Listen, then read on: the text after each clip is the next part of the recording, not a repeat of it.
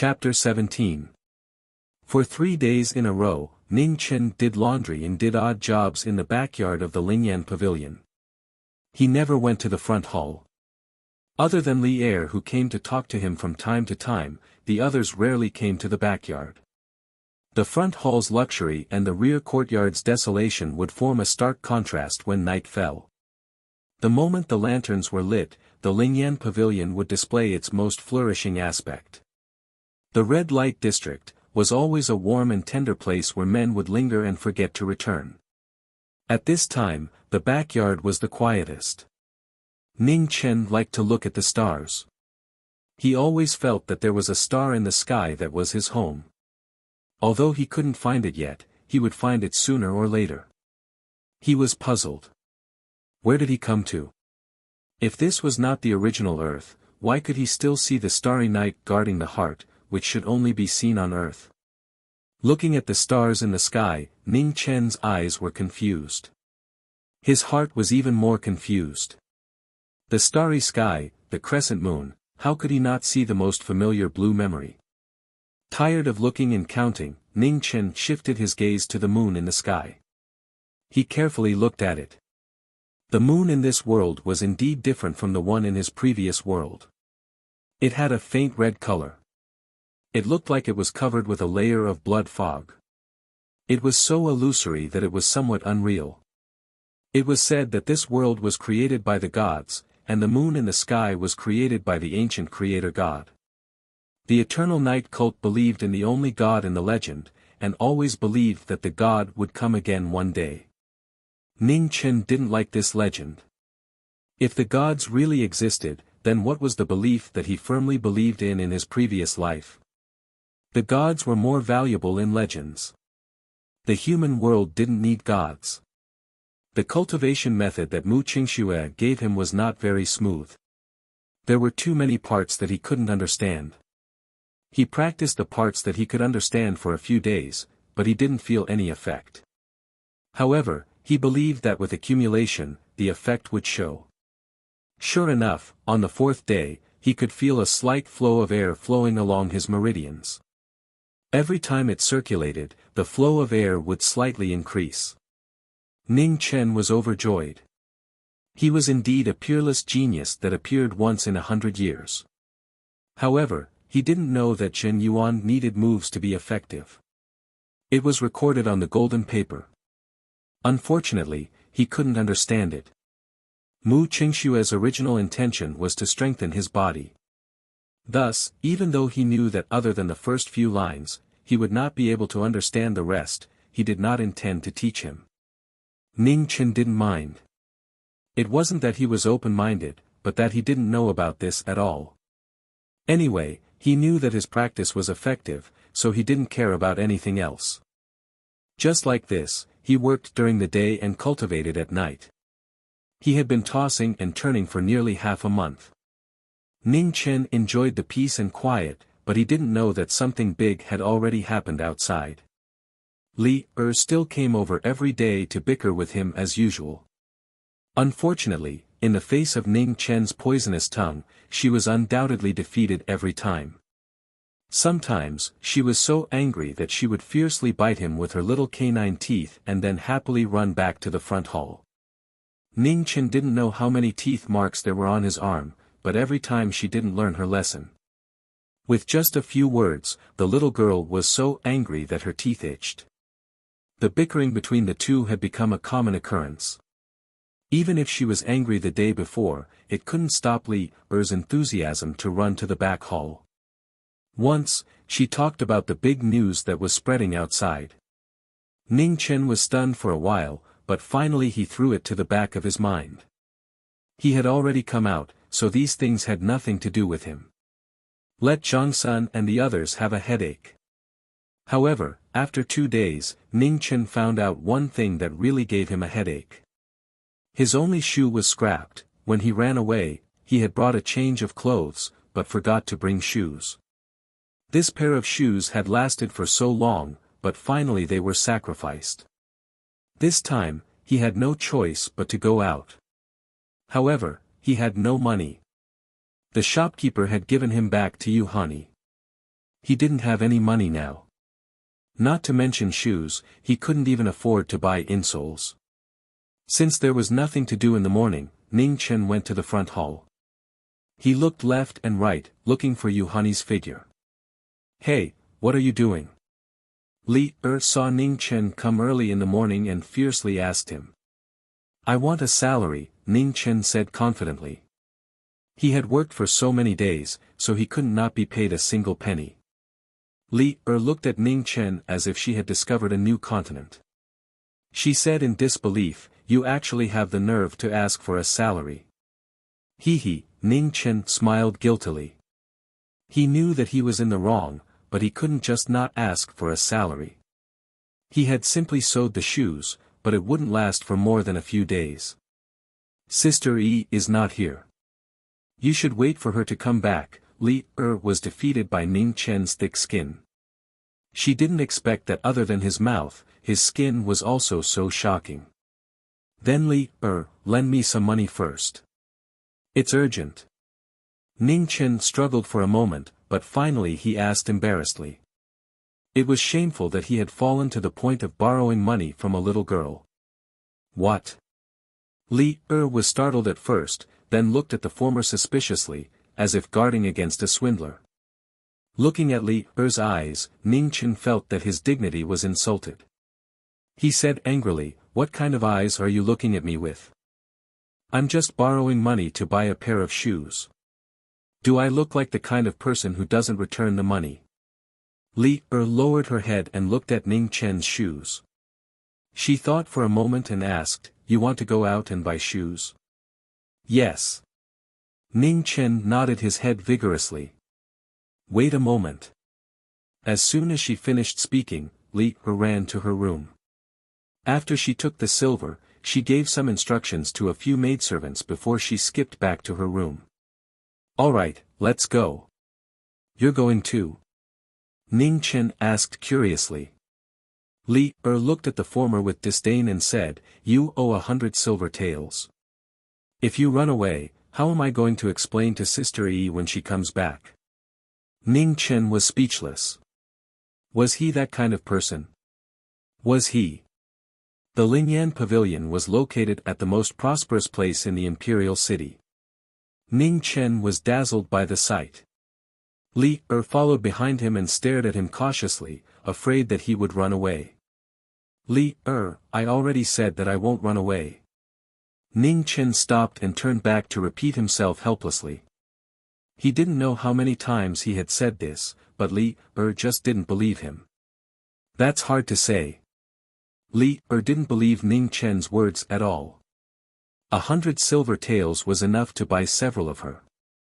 Since the little girl didn't believe him, Ning Chen couldn't do anything and just let her follow behind him. After walking for a long time, Ning Chen's body suddenly stopped. His expression stiffened as if he had seen a ghost. Li didn't expect Ning Chen to suddenly stop and bumped into him carelessly. She immediately held her red forehead in pain and her face was filled with anger. "What are you doing?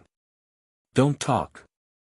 Ning Chen came back to his senses and hurriedly covered the little girl's mouth. He half pulled and half dragged her to the fortune-telling booth at the side to block his body. Using the fortune-telling booth as a cover, Ning Chen carefully looked in front and didn't even dare to breathe loudly. Why was she here? Woo-woo. At the side, Li's mouth and nose were covered. She couldn't breathe properly and struggled with a red face. When Ning Chen saw this, he hurriedly let go and revealed an embarrassed expression. He had almost forgotten about the little girl. "Do you want to suffocate me to death?" Li took several deep breaths. She was extremely angry and she fiercely hammered him. "Shoo, lower your voice." Ning Chen put a finger on his lips and shushed her. He guiltily looked at the beautiful figure in front of him and prayed in his heart that he wouldn't be discovered. "What's wrong?" Li was attracted by Ning Chen's gaze and looked over, but she didn't find anything strange. "An enemy is chasing after me." Ning Chen casually made up a lie. If he was caught, even if he didn't die, he would still lose a layer of skin. Does young master want to have your fortune told? You can't do it without money. At this time, the middle-aged fortune-teller at the booth asked. I don't have money. Ning Chen refused without hesitation. Trying to trick him? Don't even think about it. I can help young master read your fortune for free. The middle-aged fortune-teller smiled and didn't mind. Ning Chen ignored him and continued to observe the enemy. Why hadn't this great aunt left yet? She couldn't have been sent by Zhangsun to catch him, right? Young master, are you hiding from someone? The middle-aged fortune-teller smiled. Nonsense. Ning Chen replied disdainfully. Even a blind person could see that. A woman. The middle-aged fortune-teller added. Yes. Ning Chen was still unmoved. In this world, there were only men and women. If it wasn't a man, then it was a woman. It wasn't strange for him to guess correctly. From the palace. The middle-aged fortune-teller continued.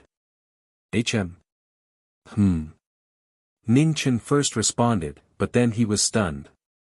He looked at the great hoodwinker in front of him in surprise. He had some ability to even guess correctly. Young master, is what I said correct? The middle-aged fortune-teller asked with a chuckle. Ha! Ning Chen gave a perfunctory laugh. What was there to be proud of? Just because he got it right twice, he thought he was a divine fortune-teller. Fuck, this signboard really did say that he was a divine fortune-teller. When the middle-aged fortune-teller saw that Ning Chen still didn't believe him, he continued, Young master, forgive me for being blunt. Sometimes, fate is inevitable. If it's not destined, don't force it. Cause and effect are determined by the heavens. It's not something that you can hide from just because you want to.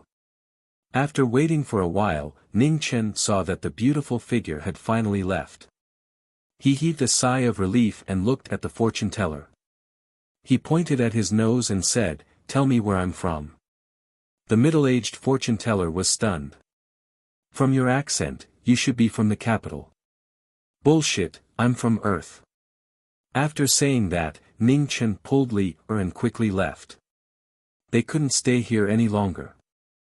If they were caught, they would be in trouble. Li was confused by the conversation between the two and still hadn't reacted. Seeing Ning Chen walking back, she subconsciously asked, Why are you going back? Aren't you going to buy shoes? I'm not buying any more. My life is more important. Ning Chen replied nervously. Oh.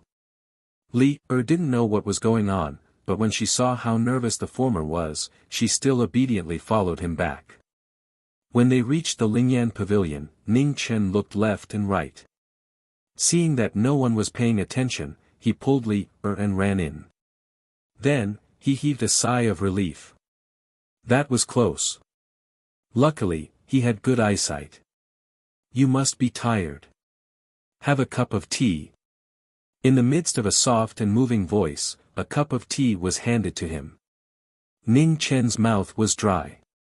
Without thinking, he took the cup and drank it in one gulp. He also thanked her while he was at it. Thank you. PFFF. When the tea entered his mouth, Ning Chen suddenly spat it out. He trembled as he turned around and said with a trembling voice, Sister. Sister Qing Ning. You hid in a good place. It took me a while to find you. Qing Ning replied indifferently. Her beautiful face didn't show any anger, but it still scared Ning Chen so much that he didn't even dare to breathe loudly. Ning Chen remembered very clearly that when he ran away, he tied Qing Ning up. He had offended this great aunt. This time, he was dead meat. His mind turned again and again, thinking of how to escape. But when he thought of Qing Ning's skills, he dispelled these suicidal thoughts. Alright, you've been out for so many days. You've played enough. It's time to go back with me. Qing Ning glanced at Ning Chen. The warning in her eyes was very clear. If he didn't listen, don't blame her for being impolite. Ning Chen's heart trembled. He asked tentatively. Nyang Nyang is angry. What do you think?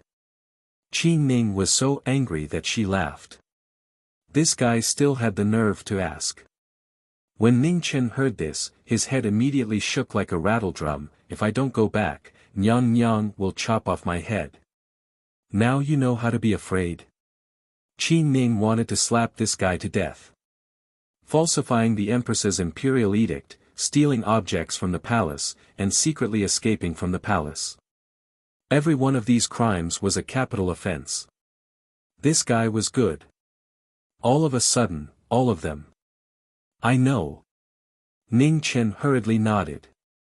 Seeing Ning Chen's nervous appearance, Qi Ning didn't want to scare him. Her tone softened a little. Come back with me first. Nyang Nyang has already suppressed this matter in order to save your little life. When you go back, properly apologize to Nyang Nyang. As for how to deal with it, that will depend on Nyang Nyang's mood. Chapter 18. Ning Chen thought for a while and felt that if he went back to the palace now, he would most likely be beaten. Zhang Sun was in a fit of anger. If he went back now, wouldn't he be looking for a beating? Suddenly, Ning Chen remembered what Li Er told him 2 days ago. He rolled his eyes and walked to Qi Ning. He whispered, Sister Qi Ning, I have something to tell you. Qi Ning frowned and said, say it. Ning Chen leaned close to Qi Ning's ear and smelled the orchid-like fragrance on her body. He put away the messy thoughts in his mind and said a few words seriously. Are you serious? Qi Ning's expression became serious and said seriously. 100%. Ning Chen nodded and said with certainty. Okay, I'll go back and report first. As for your request, I can't make the decision. It depends on Her Majesty. This matter was very important. Qi Ning wanted to go back to the palace. After taking 2 steps, she stopped and looked at Ning Chen. She warned, stay here and don't think about running away. Of course, of course. Ning Chen quickly nodded and pretended to be obedient. In his heart, he was thinking whether he should run away quickly. It seemed too unreliable to wait for Zhang Xuan's order. After Qi Ning left, Ning Chen pulled Li Er, who was already stunned, to the back hall. Who are you? Li Er broke free from Ning Chen's hand and took 2 steps back. Her eyes were red. Lower your voice. Ning Chen looked left and right and said cautiously. Don't treat me like an idiot. That lady is obviously not an ordinary person. Furthermore, you all keep mentioning the word Empress. Don't tell me that it's just a name. As she spoke, tears fell from Li Er's eyes uncontrollably. Ning Chen didn't know what to do. He couldn't watch the little girl cry on the street. That would be too beastly. He had no choice but to roughly tell her what happened when he entered and left the palace. Of course, he hid the matter of the fake eunuch and Mu Qingxue. He tactfully disguised the process of entering the palace. As for running away, he couldn't say anything. He said that he was following orders to leave the palace, but he didn't dare to go back because he messed up. It wasn't that he wanted to hide it, but this matter involved not only himself. Once it was exposed, the people who knew about it would not have a good ending. Then why did she go back by herself just now? Li Er asked while sobbing, forgetting that she was still angry after listening to the story. Ning Chen patted the little lass's head and said softly, didn't you tell me 2 days ago that the emissary from Jinji State had given Great Xia a difficult question? I proposed to use the answer in exchange for the grace of leaving the palace. At the end of his speech, Ning Chen was in a bad mood. The feeling of not being able to control his own fate was hard to accept. However, the reality was that he was far from being able to control his own future. Did you really solve the problem of the messenger of the true extreme nation? Li Er didn't hear the helplessness in Ning Chen's words, but she was very surprised by the answer. In her opinion, the problem posed by the messenger of the true extreme kingdom was simply impossible to solve. Ning Chen calmed himself down and replied with a smile, "There is no perfect person or thing in the world. Everything that is perfect is just a scam waiting to be cracked. The problem of the emissary of the Jinji kingdom seems to be unsolvable, but in fact, it is full of loopholes. Everyone can do it. Even I can't do it." Li pouted and said unwillingly. "That's because you are stupid." Ning Chen smiled and teased. The emissary of the true extreme nation came to Great Xia. After nearly half a month of wrangling, he stated his purpose of coming. This trip was to ask for a princess of Great Xia for the emperor of the true extreme nation. Originally, this wasn't a big deal. There were many women of suitable age in the royal family. Normally, as long as the Xia emperor bestowed the title of princess, it would be enough. However, the emissary of the true extreme nation requested that the bride must be a princess of the Xia emperor. This was no small matter. Prince Xia had many daughters, but there was only one princess who was truly to be married. That was the 9th princess, Xia Xinyu. Back then, the imperial noble concubine had unfortunately passed away after giving birth to the 9th princess. The eldest grandson couldn't bear it and raised the two of them personally, always treating them as his own. Xia Xinyu had just turned 16 this year. She had inherited the looks of the imperial noble concubine and was born slim and graceful. She could be said to be the brightest pearl of Great Xia. The request of the emissary of the true extreme nation made the Xia emperor furious. However, he also felt somewhat helpless. Now, Great Xia was facing many external threats. The Gu Meng court in the north could send troops at any time. The eternal night cult in the west was always waiting for an opportunity to encroach on the central plains. Although Great Xia was strong, it couldn't afford to send troops on 3 fronts. What made the Xia emperor even more unbearable was that while the emissary of the true extreme nation was asking for a marriage, he also requested that the Xia emperor cede Bai Ruiyuan, which was at the border between the two nations, as a dowry for the princess. Everyone knew that Bai Ruiyuan was the most important source of iron ore for Great Xia. 40% of the iron ore used in the weapons and armor of the Great Xia soldiers came from there. Once Bai Ruiyuan was ceded, it would mean that Great Xia was cutting off its own lifeline. The Xia emperor naturally wouldn't agree and flatly refused. Of course, the emissary of the true extreme nation wasn't stupid enough to think that the Xia emperor would agree to such a rude request. His goal wasn't that. After a round of bargaining, both sides took a step back. The emissary of the true extreme nation proposed a wager of 20,000 warhorses. He raised 3 difficult questions about courage, wisdom, and luck. If Great Xia lost, they didn't need to cede Bai Ruiyuan. However, they had to give up the right to use Bai Ruiyuan for 3 years. The emissary of the true extreme nation used the method of taking a step back in order to advance. He took advantage of Great Xia's unwillingness to go to war and purposely spread the news of the wager to put pressure on Great Xia. As long as it was appropriate, Great Xia would have no choice but to compromise. As expected, the Xia emperor agreed. At the same time, he added a condition.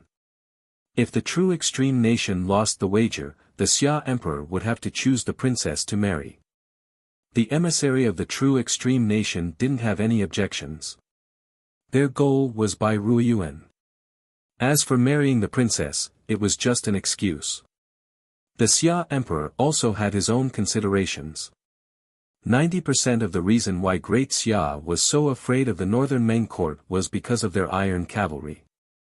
Although Great Xia was strong, they had a fatal weakness. Great Xia didn't have horses. It wasn't that they didn't have ordinary horses, but rather that they didn't have war horses. The northern Meng court lived as nomads, and their people were valiant. They were good at riding and shooting. Their unique Fergana horse was a rare breed, and the production rate of warhorses was very high. In this aspect, Great Xia was much worse. Their warhorse production rate was less than 10%. 20,000 warhorses was almost half of the true extreme nation stockpile. It would be a great relief to Great Xia's shortage of warhorses. However, what the Xia Emperor didn't expect was that Great Xia would be defeated in just the first round of the competition of courage. It wasn't that Great Xia lacked loyal and brave people, but that the problem posed by the emissary of the true extreme nation wasn't something that could be solved by ordinary people. Boiling oil to remove the needle, and the person to remove the needle had to be decided by the other party. This wasn't a problem of courage, because no one could use a crippled hand to pick up an embroidery needle that was as thin as a hair. The officials of Great Xia had tried countless times, but it was simply impossible. Great Xia had no lack of smart people. They had tried adding water, wine, and even vinegar to the oil, but they all failed in the end. The emissary of the true extreme nation only gave Great Xia 3 days.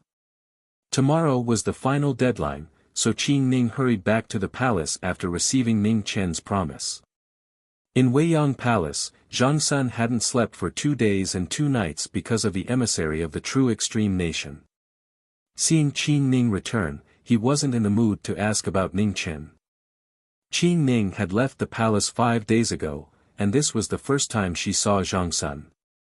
When she saw his haggard appearance, she couldn't bear to see him like this. Knowing what Zhang Sun was worried about, she went forward and tactfully told him what Ning Chen had said. Bang! After hearing this, Zhang Sun suddenly slammed the table and furrowed his brows. He said sternly, "What time is it now? He's still talking about conditions with me. Go and bring him back. If he resists, just knock him out and bring him back." "Yes." Qin Ning replied. She didn't dare delay and immediately rushed to the Lingyan pavilion. At the same time, in the Lingyan pavilion, Yuhani came directly to the back hall after returning. She found Ning Chen and told him that she had come for the method of making soap.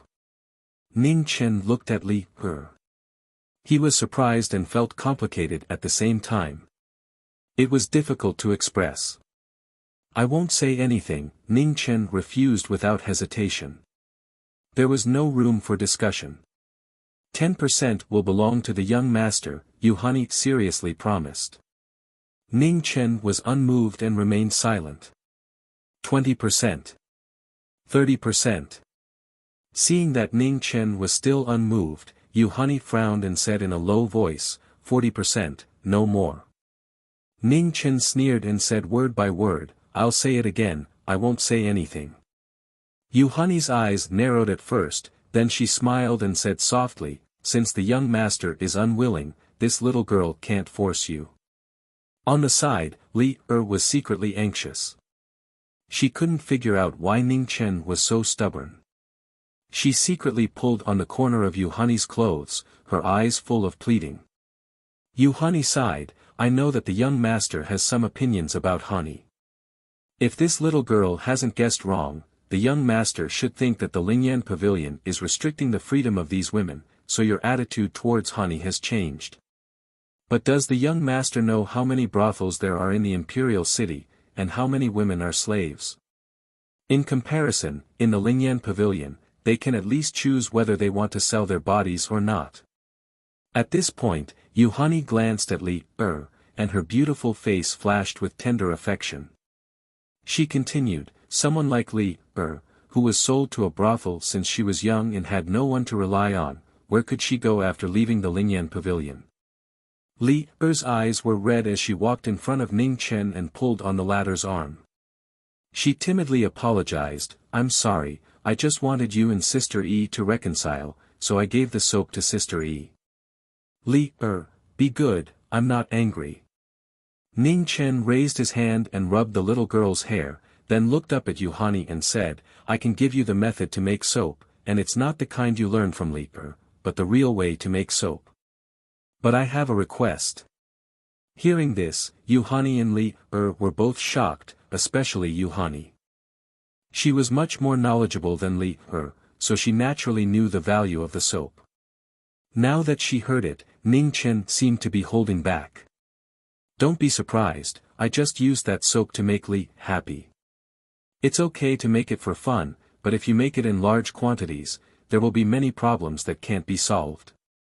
Then, Ning Chen explained the real way to make soap, including how to use stones to burn quicklime, then to make slaked lime, then to refine caustic soda, and finally to make soap with caustic soda and lard. After a while, Yu Hani and Li were in a daze, as if they didn't understand. Seeing this situation, Ning Chen asked for a pen and paper, and wrote down the process in detail. He added the necessary diagrams, and then handed it to Yu Hani. After looking at it for a long time, Yu Hani finally understood the mystery and couldn't help but sigh. The young master is really a strange person. False reputation. The young master is too modest. You're welcome. Although the words were modest, Ning Chen's head was almost raised to the sky. What he meant was, praise me, continue to praise me. Yu Hani found it funny. In the end, he was still a young man. After being awkward, he was a little silly and cute. Ning Chen, let's go back to the palace. At this time, a cold and beautiful figure walked over. In just a few steps, she was in front of Ning Chen, grabbed his shoulder, and left. Chapter 19. Ning Chen knew what it was like to fly a kite, and this wasn't the first time. He had been caught in a daze, and by the time he had reacted, he was already back in the palace. Ning Chen was filled with regret. He hadn't even had the time to state his request. If he had known this would happen, he would have negotiated with Yu Hani first. Now he had lost everything. Seeing that Ning Chen was still distracted, Qin Ning had an urge to kick him. She warned, the Empress is still angry, so be careful what you say. Ning Chen responded and immediately reacted. He was a little nervous. Zhang Sun wouldn't really hit him with the plank, would he? Sister Qin Ning, you have to say a good word for me. Ning Chen shamelessly begged. Now you know how to be afraid. Why didn't you think of the consequences when you ran away? Haha. Ning Chen awkwardly laughed. How could he have known he would be caught so easily? Sister Qin Ning, how did you find me? Ning Chen curiously asked. Qin Ning didn't hide anything and honestly said, today on the street, I already saw you before you hid from me. The only reason I didn't immediately catch you was because I wanted to see where you had been hiding these past few days. Ning Chen regretted it so much that he wanted to slap himself. He had delivered himself to her doorstep. Why had he bought shoes? Couldn't he just endure for a few days? Let's go. The Empress is still waiting. Qin Ning was still worried, and she quickly walked forward. Although Ning Chen was unwilling, he could only follow. This time he couldn't avoid it. No matter how Zhang Sun punished him, he could only grit his teeth and endure. Weiyang Palace was as calm as usual. Zhang Sun sat in the main seat, her beautiful face carrying a bit of exhaustion. Compared to the past few days, she looked much more haggard. She had not slept for 2 days straight, and that was slowly destroying her remaining radiance. Beside Zhang Sun stood a beautiful figure. She was around 16 or 17 years old, and she wore a light purple dress. Her skin was whiter than snow, and her eyebrows were picturesque. Her eyes were like limpid autumn waters. Ning Chen followed Qin Ning in. When he saw the girl beside Zhang Sun, he was also stunned. It was no wonder people said that the 9th princess was a beauty that could cause the downfall of a nation. She was more beautiful than a flower. Femme fatale. Ning Chen secretly muttered. He was thinking too far ahead and accidentally got distracted again. At the side, Qin Ning was so angry that she was speechless. She wanted to remind Ning Chen, but she didn't want to overstep her boundaries in front of the 9th princess. Boom! Zhang Sun suddenly slapped the table. With a crash, the tea spilled all over the floor. You still know to come back. Zhang Sun got up and shouted angrily. Ning Chen's body trembled, and he was startled. Only then did he come back to his senses, and he raised his head to look at Zhang Sun. However, when he met Zhang Suan's angry gaze, he immediately lowered his head in guilt. I know I was wrong. Ning Chen was incomparably sincere as he guiltily admitted his mistake. Beside her eldest grandson, Xia Xinyu was also shocked. This was the first time in her life that she had seen her mother so angry. Out of curiosity, she couldn't help but glance at Ning Chen. Seeing the guilt on Ning Chen's face, Zhang Sun suppressed his anger and said, "Tell me, what did you do wrong?" Ning Chen thought for a moment, then said in a low voice, "I shouldn't have tied up Qin Ning Jia, and I shouldn't have taken an artifact from the palace without permission. Even more so, I shouldn't have faked Her Highness's decree and sneaked out of the palace." After saying this, Ning Chen carefully thought about it again, afraid that he would forget something and make Zhang Sun angry again. I shouldn't have haggled with Her Highness and refused to return to the palace. After saying this, Ning Chen looked towards Qin Ning. Afraid that he would miss out on something he didn't know about, he quietly mouthed, "Anything else?" Qin Ning turned her face away and pretended not to see. "Good, very good. If you didn't say it, this consort really wouldn't have known that you've made so many mistakes." Hearing Ning Chen admit to his crimes, Zhang Sun was so angry that her chest heaved up and down. Her expression was as unsightly as it could be. Even Xia Xinyu was dumbstruck by Ning Chen's list of crimes. With so many crimes, any one of them was enough for him to die at least once.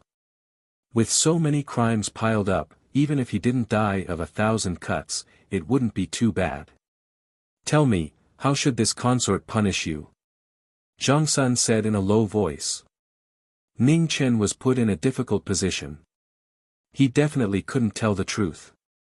He didn't want to be cut into pieces. He looked towards Qin Ning for help. "Big sister, plead for leniency." Qin Ning's heart softened. She glared at Ning Chen, but still took a step forward and said softly, "Her Highness, Ning Chen also knows that he was wrong. Right now, the matter of the envoy of true extreme nation is more important. How about we give him a chance to redeem himself?" Zhang Sun pretended to hesitate as she thought about it. Soon after, she nodded slightly. She originally didn't have any intention of chopping off Ning Chen's head. It was just that this guy was too good at causing trouble. If she didn't give him a beating, she really wouldn't be able to vent her anger. She never would have thought that this brat actually dared to sneak out of the palace on his own when she didn't agree to his request to leave the palace. In the end, he actually succeeded. Zhang Sun looked towards Ning Chen. Her tone softened slightly as she said, "Since even Qin Ning is pleading for leniency for you, this consort will temporarily let you off this time. However, while the death penalty can be forgiven, you can't escape punishment. Since you want to leave the palace so badly, this consort will punish you by confining you for half a year. For half a year, you're not allowed to take half a step out of Weiyang Palace." "Half a year?" Ning Chen smacked his lips gloomily. However, he didn't dare to have any objection.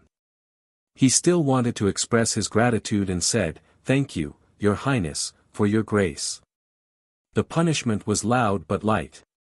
The 9th princess was already so surprised that she didn't know how to express her feelings. Compared to the mistake made by this little eunuch, confining him for half a year was really not a punishment. After dealing with this matter, Zhang Sun collected her emotions and turned her attention back to the matter of the envoy of the Xinji nation. "This is the 9th princess. You haven't met her yet," Zhang Sun introduced seriously. "9th princess, nice to meet you," Ning Chen bowed and saluted. Xia Xinyu saw such a salute and greeting for the first time. Suddenly, she didn't know how to respond. On the main seat, the anger that Zhang Sun had just suppressed almost rose again. "Qin Ning, teach him proper etiquette during his confinement period. What nonsense is he talking about?" "Yes," Qin Ning answered softly and said helplessly. Zhang Sun stretched out her hand slightly and then looked at Ning Chen. She said seriously, "Ning Chen, you said before that you can solve the problem of the envoy of the Xinji nation. Is it true?" Hearing this, Xia Xinyu's delicate body trembled slightly. She looked at the little eunuch who had surprised her several times. It was really hard to believe that he could solve the problem that made everyone feel helpless. Absolutely. Ning Chen couldn't stand being stared at by Zhang Sun and the ninth princess, so he answered honestly.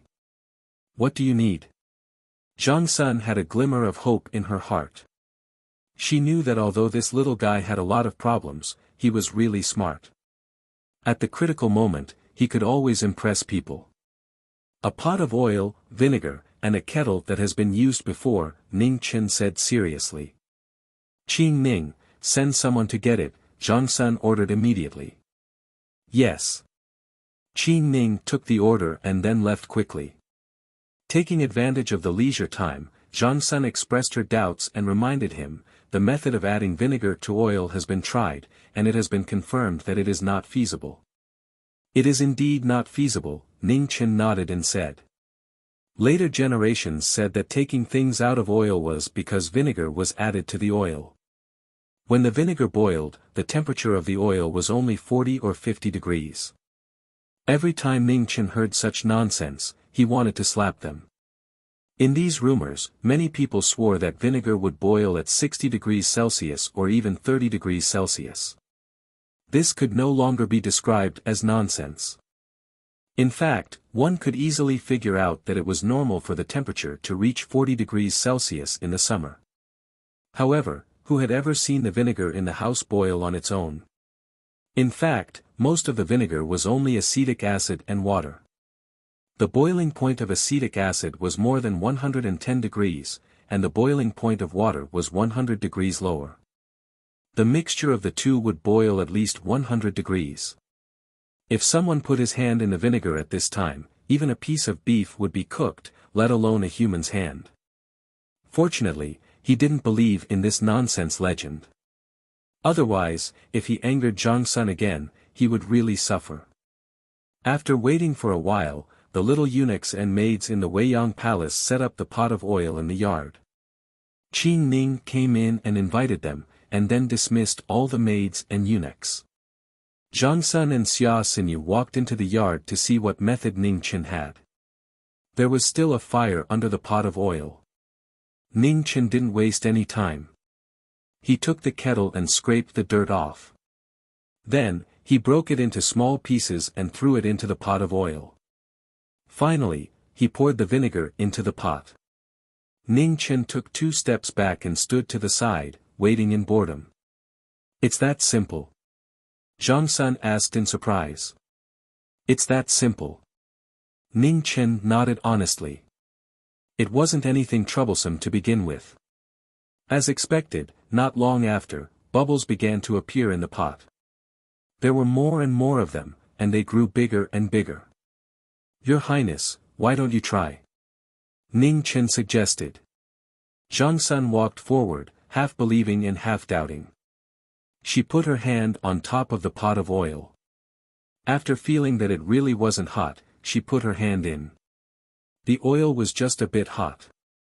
Only then did Zhang Sun truly believe him. Her emotions were extremely complicated. The problem that had troubled them for 2 days was actually solved so easily. This kind of contrast caused her to not know how to describe her feelings for a moment. All right, return to your room and confine yourself. This consort and the 9th princess still have things to discuss. After a moment, Zhang Sun came back to her senses. She picked up a handkerchief and lightly wiped the oil off her hand. As you command. Ning Chen nodded gloomily. This really was getting rid of the donkey after it had left the millstone. Burning the bridge after crossing the river, bullying others with power, the rich were heartless. Seeing Ning Chen dejectedly leave, a faint smile finally appeared on Zhang Xuan's beautiful face. She glanced at Xia Xinyu and softly said, now you can relax. And, many thanks Imperial Mother. The stone in Xia Xinyu's heart was temporarily put down. Her mood was much better now. She smiled sweetly and said softly. Qing Ning, look after this brat. Don't let him run away again. Even though she was gratified, Zhang Sun was still worried. This little guy was too strange. She was very sure that as long as there was a chance, this brat would definitely secretly run away again. They were already lucky to be able to find him this time. If they let him run away again, with this brat's personality, he would definitely hide somewhere they wouldn't be able to find him again. N. Qin Ning softly replied. After instructing Qin Ning, Zhang Sun looked at her daughter beside her and carefully instructed, Xinyu, what happened today, you must not tell anyone else, understand? Xinyu understands. Xia Xinyu lightly nodded and said seriously. Alright, I'm also tired. You can go back first. Qin Ning, send the princess off. After instructing everything, Zhang Sun could no longer hide the tiredness in her eyes. She waved her hand and said. Then daughter will take her leave.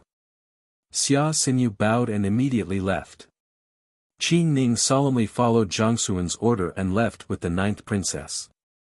Outside Weiyang Palace, Xia Xinyu looked at Qin Ning and finally couldn't help but ask curiously, elder sister Qin Ning, what is Ning Chen's background? Why did Imperial Mother let him off so easily? Qin Ning was silent for a moment and said, this servant can only say that last time when Imperial Mother was attacked outside the palace, if it wasn't for Ning Chen, Imperial Mother might not have been able to return. As for the other reasons, Princess can only personally ask Imperial Mother. Speaking up to here, Qin Ning hesitated for a moment before continuing, Princess, Ning Chen just entered the palace not long ago and is not clear about the rules of the palace. In the future, if he unintentionally offends Princess, I hope that Princess can be magnanimous and not hold it against him. N. Xia Xinyu nodded. In her heart, she was even more curious. She was very clear about Qin Ning's personality. Although she was kind, she was actually very hard to get close to. Other than Imperial Mother, this was the first time she saw Qin Ning care so much about someone. It seemed that she needed to tell Imperial Brother about this person who had given her so many surprises. Chapter 20. The moon was bright and the stars were sparse. The night breeze was cool. In Weiyang Palace, Ning Chen was sitting on his bed, practicing the cultivation method on the golden paper. Where's my true qi? Feeling his meridians were empty, Ning Chen was puzzled. He immediately ran out of bed and rushed to Qin Ning's room. Sister Qin Ning, are you asleep? When he reached Qin Ning's room, Ning Chen saw that the lights were still on. He knocked on the door and shouted loudly. In the room, Qin Ning had just taken off her clothes and was about to go to bed when she heard the knocking. She had no choice but to open the door. What's the matter? Qin Ning opened the door halfway and stood in front of the door, grumbling. Are you going to sleep?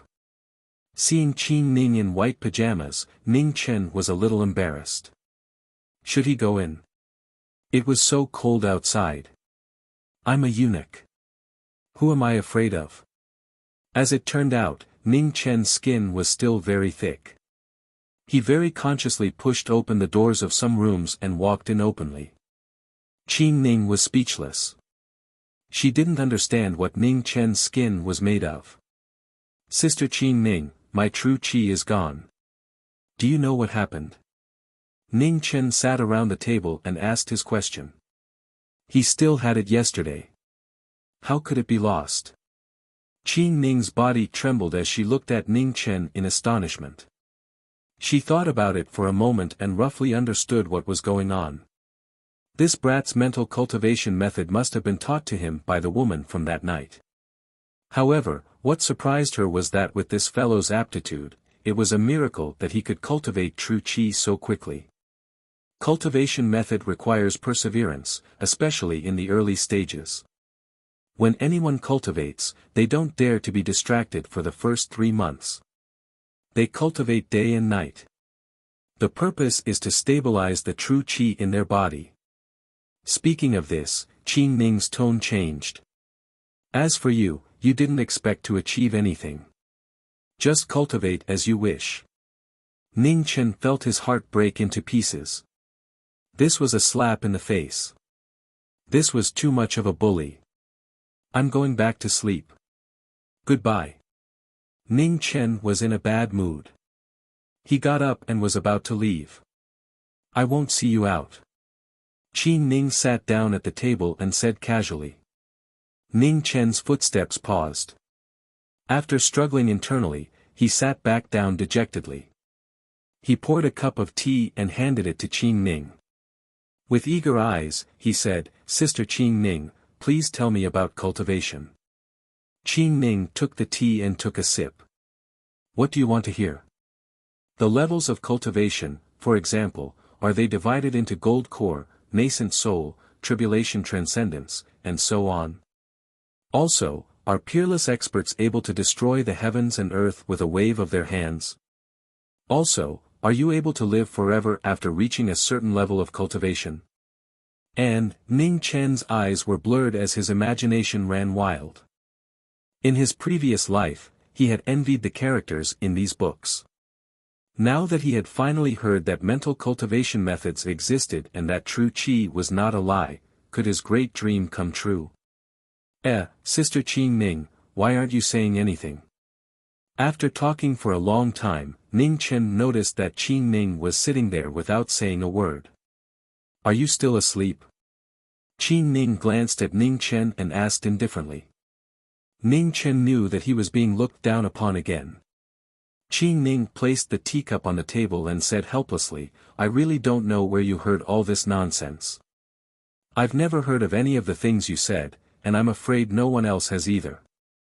Ning Chen was depressed. He asked, then how do you differentiate between experts? Hotian and Xiantian, Qi Ning replied. Then what realm are you in? Ning Chen's curiosity rose again. Mu Qingxue had said that Qi Ning was very strong, and even said that he was slightly stronger than Qi Ning. Of course, Ning Chen had always thought that she was bragging. Although he had never seen Mu Qingxue fight, he had seen Qi Ning fight.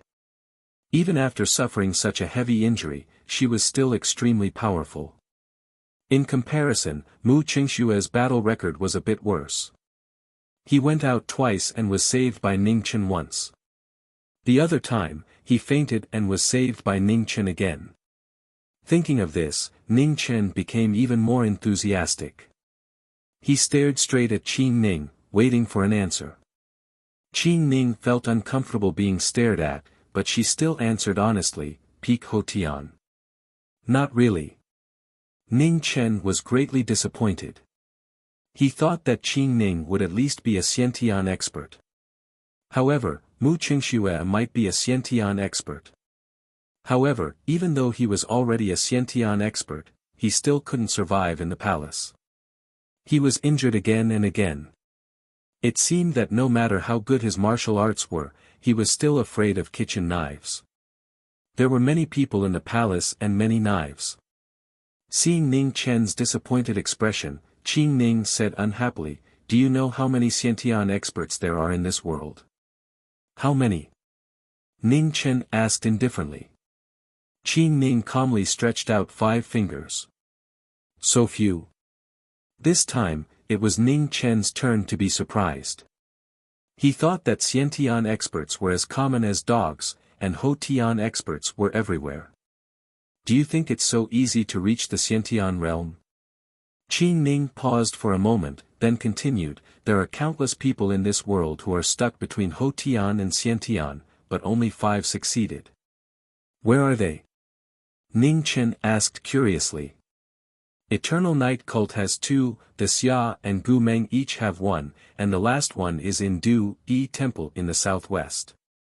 There's only 1 in the Xia. Ning Chen was a little disappointed. The Eternal Night Cult had 2 innate experts, and even the Du Yi Temple, which he didn't know where, had 1 as well. Yet, the Great Xia dynasty was only allocated 1 innate expert. This was really upsetting.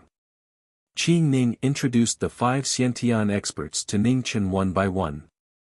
These 5 supreme experts were the 2 hall masters of Eternal Night Cult, the abbot of Du Yi Temple, the dean of the Xia's Tsang Academy, and the Golden Staff State Preceptor of Northern Meng Imperial Court. Ning Chen was extremely envious as he listened, and his eyes shone. What a resounding title. The supreme experts of the martial world, just hearing it sounded so cool. According to Qin Ning's inference, Mu Qingshue's cultivation had yet to reach the Xiantian realm, but he shouldn't be far from it. You haven't been cultivating for long, so don't be lazy. If there's anything you don't understand, you can ask me anytime. Qin Ning softly exhorted. After weighing the pros and cons in her heart, she actually came to the same conclusion as Mu Qingxue. She would only guide Ning Chen's cultivation, and not teach him any moves.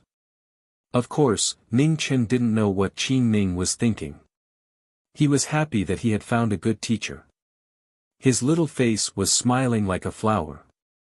Thank you, Sister Qin Ning.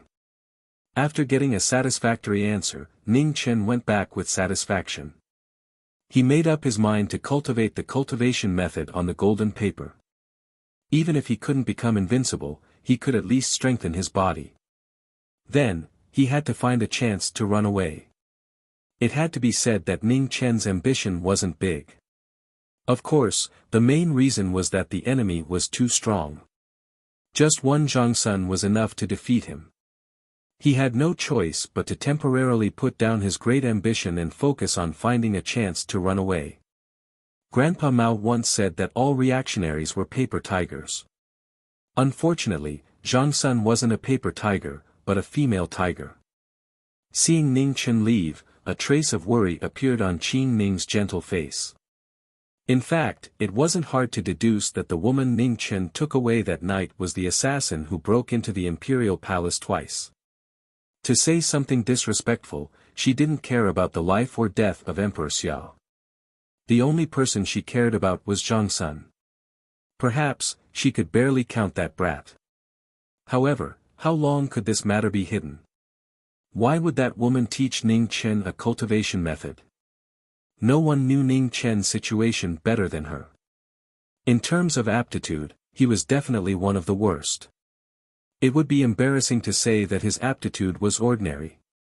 However, it was this boy, who had been pestering her to learn martial arts more than 10 days ago, who knew nothing about martial arts, who had actually managed to cultivate true qi without anyone's guidance.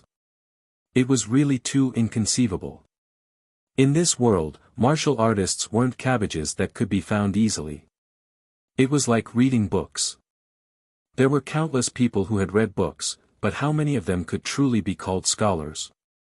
Simply put, with Ning Chen's aptitude, even with the guidance of a good teacher, it would take him 3 to 5 months to cultivate true qi. If he fumbled around on his own, it would really depend on the will of the heavens. A bold guess flashed through Qin Ning's mind, but then she shook her head. It shouldn't be the heavenly book, because the heavenly book had been extinct for thousands of years. Moreover, each heavenly book required at least the Xiantian realm to cultivate. She couldn't figure it out, so Qin Ning could only temporarily suppress the doubts in her heart. She made up her mind to check Ning Chen's meridians when she had time. As long as it wasn't the kind of cultivation method that would harm the body, she would let him do as he pleased. Ning Chen didn't know what Qin Ning was thinking, otherwise he would have been scared out of his wits. A few days ago in CI and pharmacy, he dared to let the shopkeeper check his pulse because the shopkeeper already knew that he was a young eunuch who had just entered the palace. It was normal that his pulse didn't change much since he hadn't been cleansed for a long time. However, Qin Ning was different. Her martial arts cultivation had reached the peak of the acquired realm, and her perception of the meridians in the body was far beyond that of ordinary people. With a little attention, she could easily determine that this eunuch wasn't certified by the palace. This night was destined to be an extraordinary night. However, no matter how extraordinary it was still over. After dawn, Qin Ning accompanied Zhangsun to the heavenly mandate palace. Today was the deadline given by the messenger of the true extreme kingdom. The officials of Great Xia had been waiting in the palace for a long time. The 3 chancellors sat quietly at the head of the officials. As usual, they were as calm as water, indifferent and detached, and did not participate in any court affairs. Compared to the calmness of the three chancellors, the officials looked a little too solemn. Some of the older officials had dark circles around their eyes, and their eyes were bloodshot. It was obvious that they didn't have enough sleep. The officials of Great Xia might not be virtuous or talented, but they were rarely disloyal. This huge empire, this invincible dynasty, was built with the blood of more than 20 generations of emperors, officials, generals, and soldiers. Every inch of land was stained with the blood of generations. No matter what, they would not allow any forces to invade them. The strength of Great Xia was not accidental. After all, not every generation of wise emperors and virtuous officials were born. However, it was this loyalty that made Great Xia invincible and proud for 1,000 years. Emperor Xia and Zhongsun arrived. The messenger of the true extreme kingdom was summoned. The emperor and empress came together to show respect for the messenger. Great Xia was proud, but pride didn't mean arrogance. Great Xia never lacked the necessary etiquette. The messenger of the true extreme kingdom came to the palace with 4 companions. They were dressed strangely and gorgeously.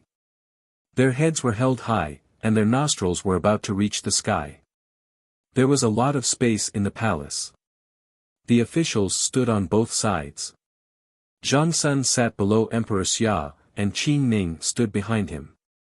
They looked at the messenger of the true extreme kingdom as if he were an idiot. Emperor Xia, have you solved my problem? The messenger of the true extreme kingdom asked, full of confidence. Messenger, you will know later. Come, prepare the banquet, Emperor Xia said indifferently. At the same time, Qin Ning frowned slightly. She lowered her head and whispered in Zhongsun's ear, Empress, something is wrong. This messenger of the true extreme kingdom and the people he brought are all martial artists. Zhongsun's eyes narrowed. She understood immediately what was going on. Go and call Ning Chen over. Yes. Qin Ning left quietly, and then quickly rushed to Weiyang Palace. Chapter 21. What was Ning Chen doing? Ning Chen was brushing his teeth with a self-made toothbrush. It was simple and made of pig hair. Once he brushed it, the hair would fall off. Bah! Bah!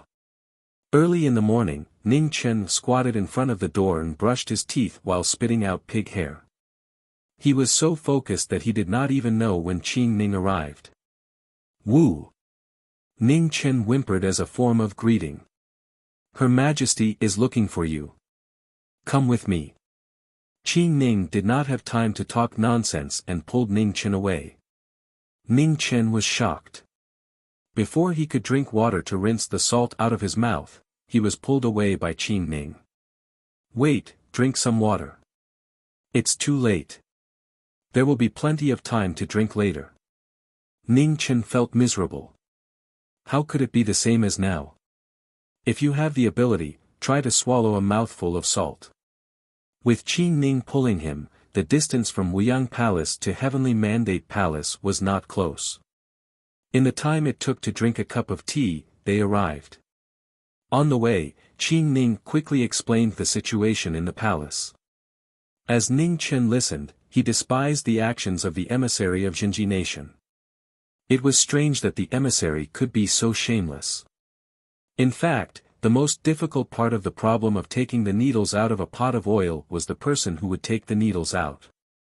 Previously, the emissary of Jinji Nation suggested that the other party should decide who to take the needles out, which was a reasonable request. However, the emperor and officials of Great Xia underestimated the emissary's shamelessness. Now, in the palace, there were only 5 representatives from Jinji Nation, and all of them were martial artists. How would Great Xia choose? Zhongsun also realized this point, which was why he called Ning Chen over. If a martial artist had vital energy to protect his body, it would not be a problem for him to put his hand into a pot of oil for a short period of time. This way, Great Xia would be at a disadvantage in terms of candidates. Ning Chen followed Qin Ning behind Zhongsun and quickly whispered a few words into his ear, explaining a few things. Will it work? Zhang Sun asked worriedly. Her Majesty will know when you see it, Ning Chen nodded and said softly. Qing Ning, go and arrange it. Zhang Sun nodded slightly. This was the only way. It would be best if they could win the first round. At the very least, it would be a draw. Qing Ning heard Ning's words. She had some doubts, but she still listened to the order and went to arrange it. Below the great hall, the ministers and the emissary of the true extreme nation were already seated on both sides. They were enjoying the delicious food and the singing and dancing at the same time. Ning Chen was very jealous. He hadn't even finished brushing his teeth, let alone eating. Thinking of this, he looked at the messenger of the true extreme country with even more displeasure. He revealed his signature shy smile and cursed his entire family in his heart. Suddenly, Ning Chen felt a pair of eyes looking at him from the side. When he looked back, he was startled. Wan Gui Fei. Among all the women Ning Chen had seen, Mu Qingxue and the 9th Princess Xia Xinyu were definitely not inferior to anyone in terms of beauty. In terms of dignity, Zhang Sun was naturally the best. Even Qing Ning, without considering personal prejudice, was also a rare beauty. However, in terms of feminine charm, Wan Yunchang was definitely the most outstanding. She was 70% beautiful and 30% seductive. Combined perfectly, she was a femme fatale. Of course, it wasn't to say that these people were not as charming as Wan Yunchang. It was mainly because they had too many shortcomings. Simply put, Mu Qingxue was too cold, the 9th princess was too young, Qing Ning was too fierce, and Zhang Sun, he didn't dare to comment. How did it feel to be stared at by a beauty? If someone said yes at this time, Ning Chen would definitely slap them with a smile. Lowering his head, Ning Chen secretly prayed that Wan Yunchang didn't recognize him. On the first day he entered the palace, he offended the noble Wan Gui Fei. At that time, she didn't seem to care, but who knew what she was thinking? Fortunately, Wan Yunchang's gaze only swept past him and didn't linger for too long. Ning Chen let out a sigh of relief and relaxed his tense body. Ning Chen didn't know that Wan Yunchang had almost forgotten what happened that day. However, when she saw him just now, she remembered. After all, the person sitting in front of him was Zhang Sun. Wan Yunchang retracted her gaze and smiled. Her smile was mesmerizing and soul-stirring. The hearts of the ministers who were looking at her subconsciously skipped a beat. Zhang Sun naturally noticed this gaze, but he didn't say anything. He quietly waited for Qing Ning to prepare the things.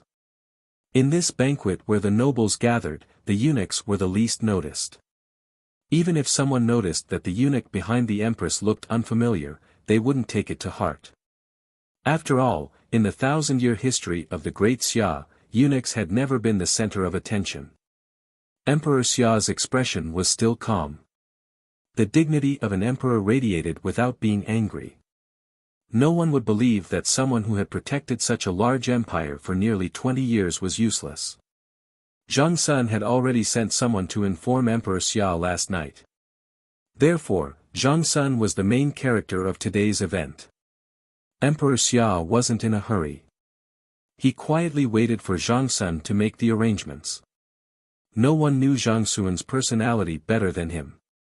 If he wasn't completely confident, he wouldn't interfere. Zhang Sun's message last night was simple. The Great Xia will not lose the first round. The meaning was clear. It would either be a draw or a victory. Emperor Xia didn't think there would be a better result, so he let Zhang Sun make the arrangements. The emissary of the true extreme nation was also waiting quietly. He was in no hurry. He was already in an invincible position and didn't need to fight for a little while. After waiting for a long time, Qing Ning finally returned. She stood behind Zhang Sun and signaled with her eyes that she was ready. Zhang Sun nodded slightly, and then looked at Emperor Xia without revealing anything on his face. He nodded slightly. Set up the oil pot. Emperor Xia didn't remain silent after receiving the signal. Not long after, a huge oil pot with a stove was moved to the entrance of the heavenly mandate palace.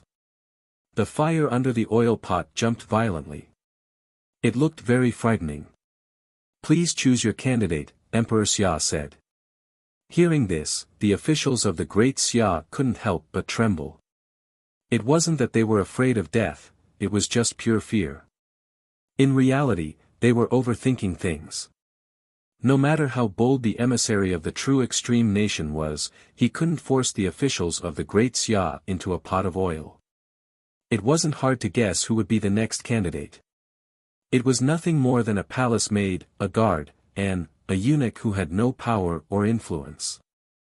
Thinking further, the guards were all martial artists, so it was impossible. The palace maid was a woman, after all. Even if he didn't have tender feelings for the fairer sex, he didn't want to bear the bad reputation of bullying women. The only candidate left was a eunuch. Ning Chen was very smart. He thought more clearly than anyone else, so he lowered his head more than anyone else.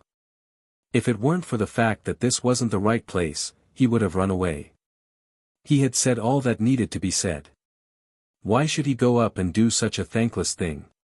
"Young eunuch, please." The emissary of the true extreme nation stepped forward and looked at the oil pot.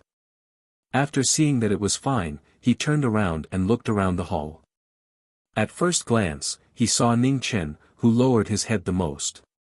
He had the right status, the right age, and he wasn't a martial artist. He was the best candidate for the oil pot. If Ning Chen knew what the emissary of the true extreme nation was thinking, he would cry out that he was wronged. He was a martial artist. He really was. Unfortunately, he was just a lowly martial artist who hadn't been graded yet. And in the past 2 days, he had lost his only bit of genuine qi. No wonder no one noticed. Seeing that the emissary of the true extreme nation had chosen Ning Chen, Zhang Sun was stunned. She couldn't help but feel a little bit of anticipation. She was worried because she had been trying to hide Ning Chen's existence to protect him from the undercurrents in the palace. So, no matter how great Ning Chen's achievements were, she didn't say anything. She even deliberately hid Ning Chen's name in front of Emperor Xia. However, after a short time together, Zhang Sun knew that she couldn't hide Ning Chen's brilliance forever. So, she was always looking forward to it. She also wanted to see how far this brilliance could shine after getting rid of her restraints. However, compared to Zhang Sun's complicated feelings, Qing Ning's thoughts were much simpler. She was only worried that this guy would mess up today's court. Was Ning Chen happy? No. Did he want to make a contribution? No. Because he was a eunuch. How could he be promoted? Head eunuch? Chief eunuch? It was a matter of principle. He would have to run away sooner or later. He couldn't stay in the palace forever. He helped Zhang Sun for 2 reasons. First, he wanted to appease Zhang Sun's anger. Second, Zhang Sun treated him quite well. Today's situation was the last thing he wanted to encounter. He knew that from now on, the Empress would have countless eyes on him. Neither Concubine Wan nor Emperor Xia would allow someone they didn't know to appear beside Zhang Sun. Emperor Xia was heartless. Concubine Wan was heartless. Even Zhang Sun was heartless. Seeing Ning Chen's hesitation, Zhang Sun shouted in a low voice, "Don't panic. Do it boldly. If anything happens, I'll take responsibility." Ning Chen's mind was a little clearer after being reprimanded. He knew he couldn't avoid it this time.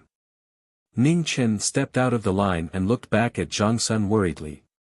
He meant to say, "You have to keep your word." Zhang Sun ignored him. She was the Empress. If she couldn't even protect a little eunuch, then she didn't deserve to be the Empress. The oil pot in the hall gradually began to bubble, and the flames in the stove burned people's faces.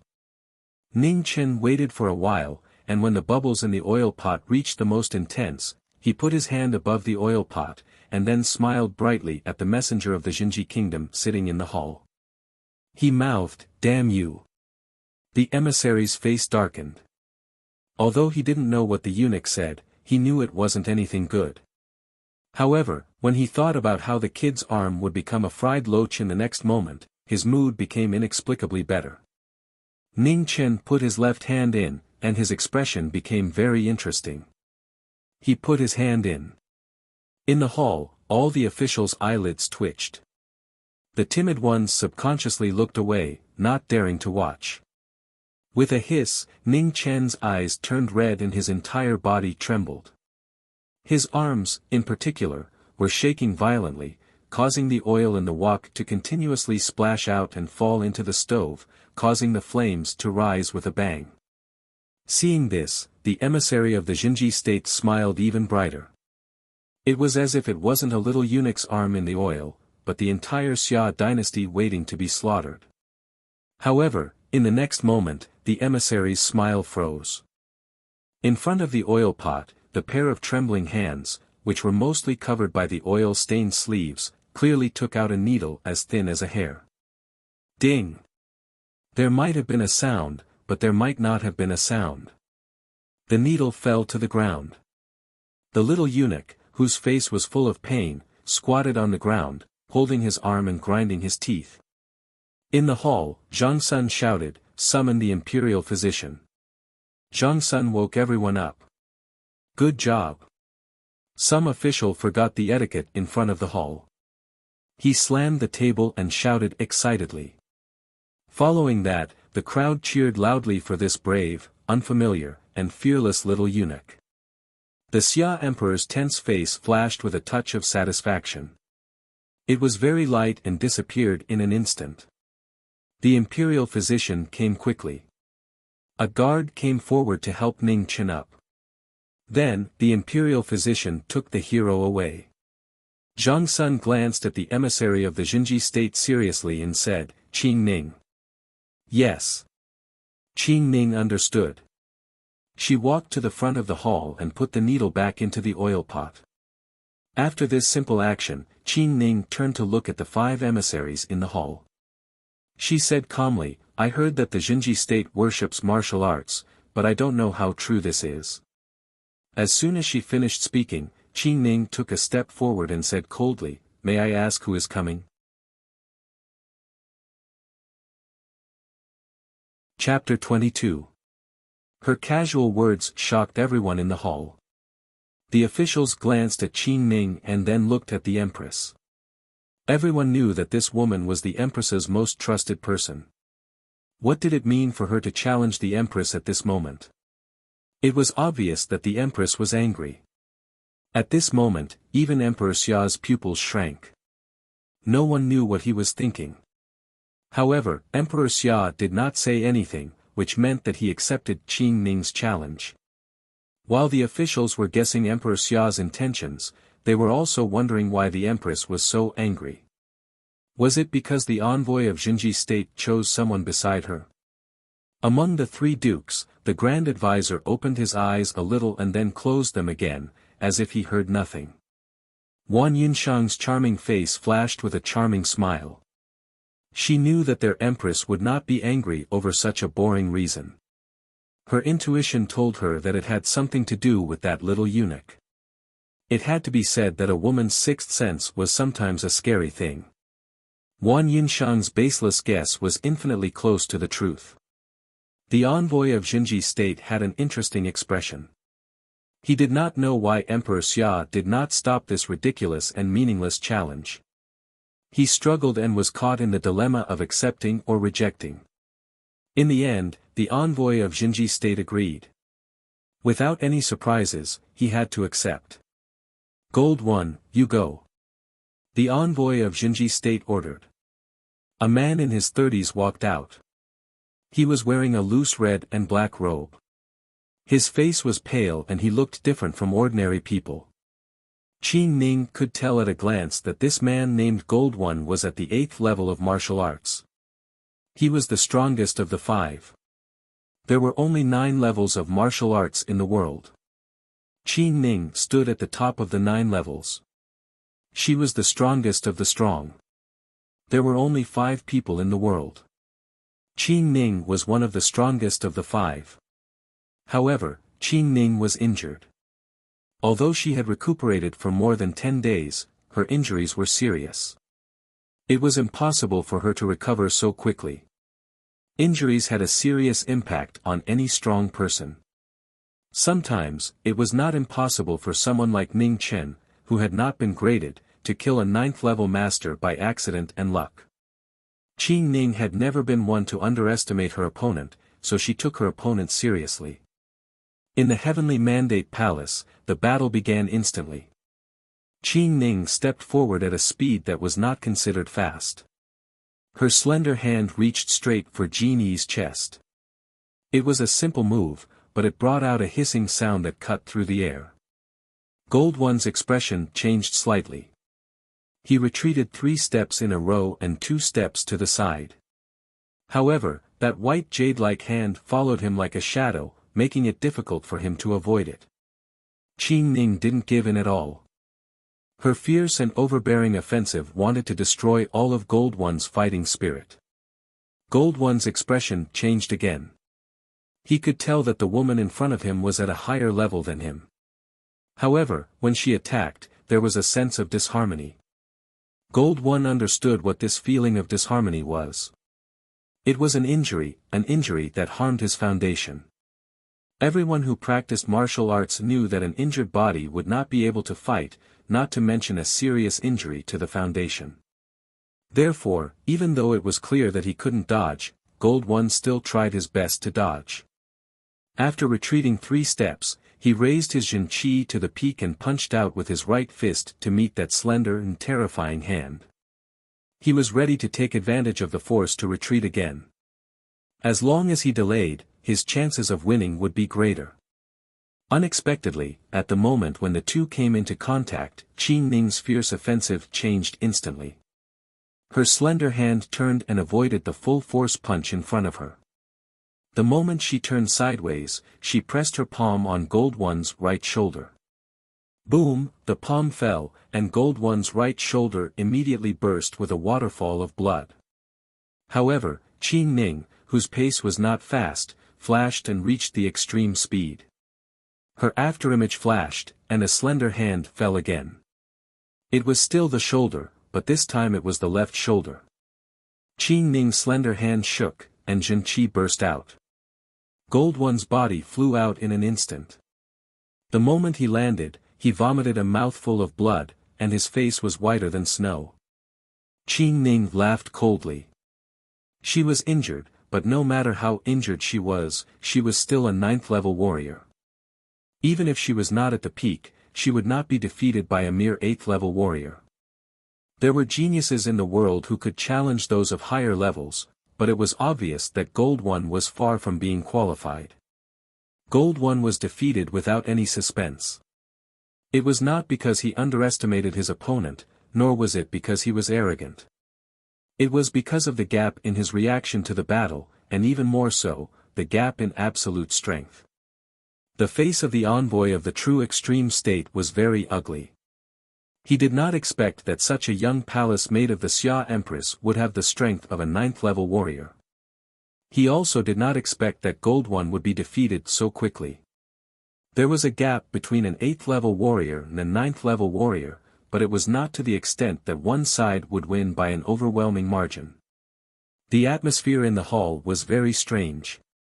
Ning Chen had sneaked back at some point and stood behind Zhang Sun with a painful expression. His right arm was covered with white ointment, and a red cloth wrapped around his arm and hung around his neck. He looked very much like a disabled person. The officials of the Xia Empire looked at Ning Chen with satisfaction in their eyes.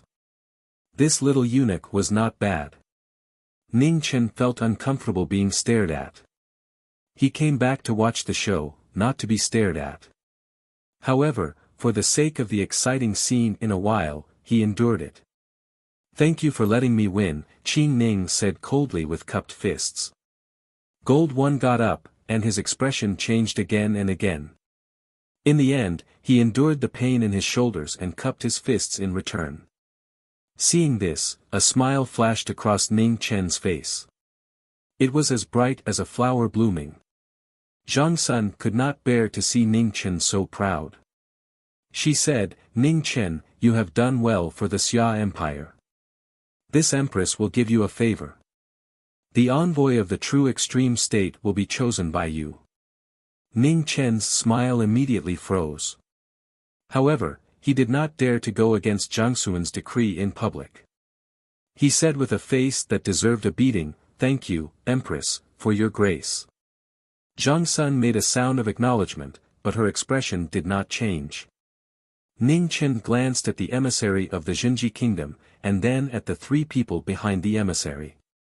Finally, he shifted his gaze to the injured Gold One. With a slightly bitter expression, he said, Since this general's arms are fine and he can still salute, then let this general do it. Hearing this, the eyes of the envoy of the true extreme state turned cold. He looked at Gold One and asked, How is it? I will not fail the mission. Gold One endured the pain and said in a low voice. Good. The envoy of the true extreme state nodded in satisfaction. He coldly glanced at the eunuch behind Zhang Sun. His eyes were cold. At the entrance of the main hall, a cool breeze blew past, but it couldn't blow away the billowing heat wave. Gold One approached and looked at the bottomless oil pot. Circulating his true qi, he concentrated all his strength on his right arm, and then suddenly reached in. Intense pain came from his damaged tendons and veins. The true qi in Gold One's arm vibrated violently. Boiling oil kept seeping through, burning his skin and intensifying the intense pain. At this moment, not only the envoy of the true extreme state, but even the officials of the great Xia Empire became nervous. Zhang Sun glanced at Ning Chen. He could not understand what this kid was thinking. As time went on, Gold One's body began to tremble. His expression became more and more unsightly. However, he still did not pick up the needle. To be more precise, it was not that he did not pick it up, but that he could not find it. Seeing this, Ning Chen was laughing so hard that he could not close his mouth. It would be strange if he could find it. You son of a bitch. Zhang Sun did not understand. The Emperor of Xia did not understand. The envoy of the true extreme state was even more confused. They watched as time passed, but Gold One still did not take out the needle. The heat poison attacked his body. Gold One could not bear the heart-wrenching pain. He took a step back and pulled his arm out. Imperial physician, Zhang Sun spoke. It was too timely. No need. The envoy of the true extreme state coldly snorted. He glanced at the kneeling Gold One and said, We lost the first round. Tomorrow at this time, I will come over to announce the second round. However, this time, I will not give you 3 more days. I hope that the Emperor of Xia and the Empress will still be so lucky. With that, the envoy of the true extreme state led the 3 people behind him out of the palace. He did not look at Gold One again. Gold One's head was on the ground. His body was trembling. It was unknown whether it was because of the pain or because of some other reason. With the court session about to end, the Emperor of Xia was in a good mood. Before leaving, he looked at Ning Chen with praise. He was not happy, but it scared Ning Chen into a cold sweat. Wan Yunsheng stood up as well. A fragrant wind blew past. She paused in front of Ning Chen but did not say anything. She merely laughed softly and left. Let's go. Zhang Sun was in a good mood. Supported by Qing Ning, she stood up and returned to the palace. Ning Chen followed behind without any status. He played the wounded and also had to reveal the secret to satisfy Zhang Sun's evil curiosity. His demonstration of cheating yesterday was enough. Who knew that the envoy of the true extreme state was even more shameless than him? He directly brought 4 martial arts masters. Therefore, he added a little something. He changed the oil he had prepared to soybean oil. He also had Qing Ning beat Gold One up. The boiling point of soybean oil was very high, close to 400 degrees. It was almost twice as high as ordinary oil. Gold One's arms were broken and his jinchi was unstable. He would not be able to last long. Why can't Gold One find the needle in the oil? Zhang Sun was curious.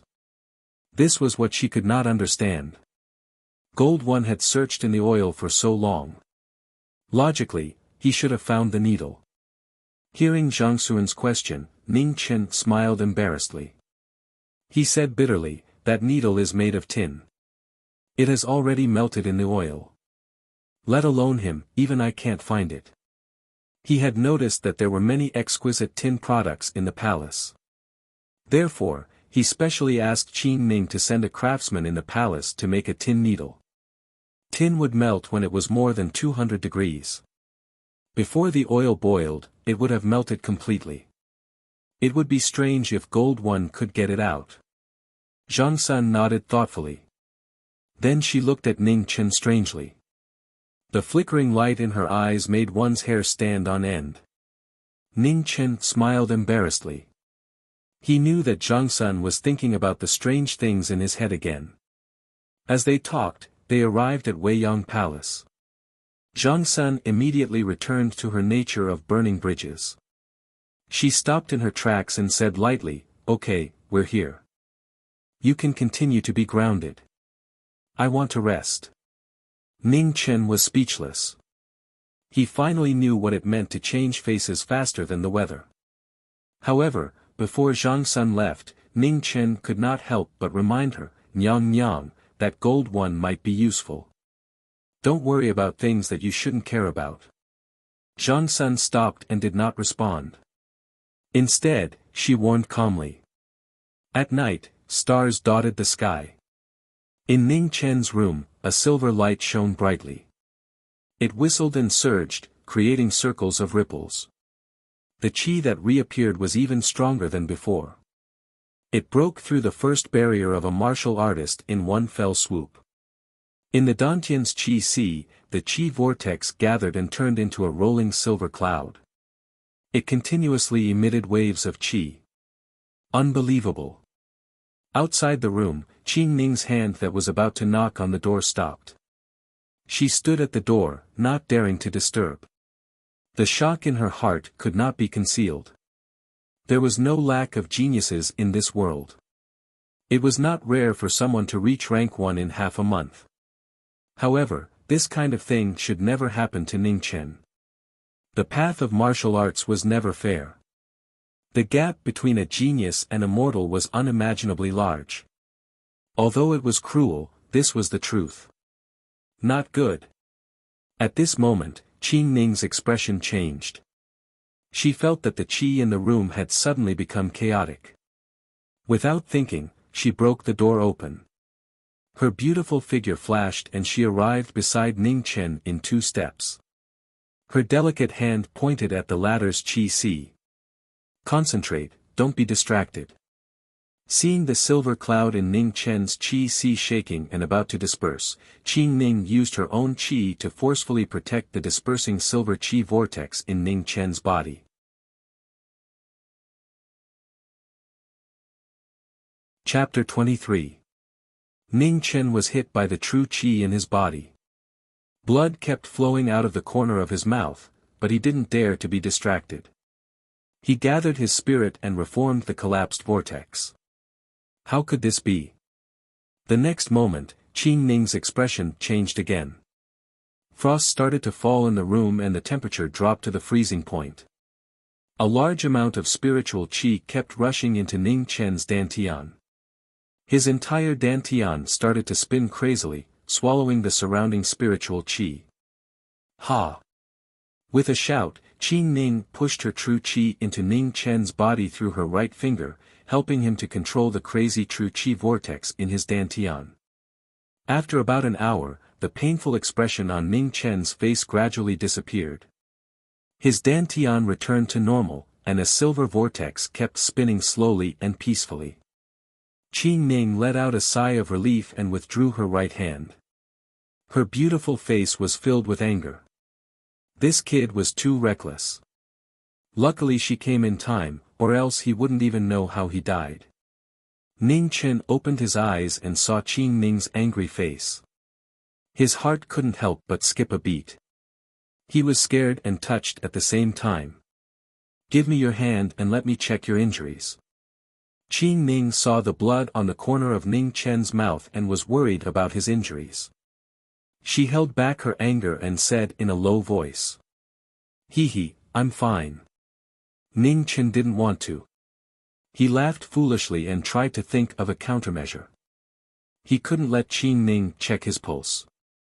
Otherwise, he couldn't hide the fact that he was a fake eunuch.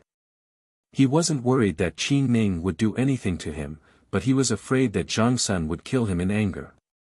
After all, Qing Ning had already concealed the matter of Mu Qingxue for him. He could roughly see that as long as it was not related to Zhang Sun, Qing Ning could tolerate anything and would not take it to heart. Even if Mu Qingxue was the murderer of Emperor Xia, she could still pretend that she did not know. However, if Zhang Sun was involved, she wouldn't be so easy to talk to. If a fake eunuch appeared by the Empress' side, it would be a big joke. He was sure that once Zhang Sun gave the order, Qing Ning would chop him into pieces. Therefore, he could only laugh foolishly while dodging. If Qing Ning wanted to use force, he would have to resist. Injuries were nothing. Compared to his life, he would endure it even if it was 10 times worse. Seeing Ning Chen's strange behavior, a trace of suspicion arose in Qing Ning's heart. She frowned and said coldly, "Are you hiding something from me?" "Ha, how could I? How could I have the guts to do that?" As Ning Chen spoke, his body kept moving towards the corner of the bed. He couldn't help but worry in his heart. This great aunt wouldn't really use force, right? He couldn't beat her. Fortunately, what Ning Chen was worried about did not happen. Qing Ning only stared at him for a while, then turned around and left. "Then rest well, I'll come and see you tomorrow." "Good night, Sister Qing Ning." Ning Chen heaved a sigh of relief in his heart and hurriedly waved goodbye. However, his whole body was still hiding in the corner of the bed and refused to move. As soon as Qing Ning left, Ning Chen could no longer suppress the bruises in his body. With a pft, he vomited blood all over the floor. Qing Ning's footsteps stopped outside the door, and she waited silently for a long time before she left silently. The bright moon was moving west, and dawn was breaking. Ning Chen was still sitting on the bed, running the Heart Sutras over and over again. He was so focused that he forgot the time. When he woke up, the east rising sun was already dazzling. Ning Chen's heart sank. Thinking of today's literary battle, he felt even more anxious. He pushed the door open and was about to rush to the Heavenly Mandate Palace. However, before he could leave Weiyang Palace, he was stopped by the little eunuch guarding the door. "The Empress has ordered that you can't step out of the palace." The little eunuch guarding the door was very polite, but also very firm.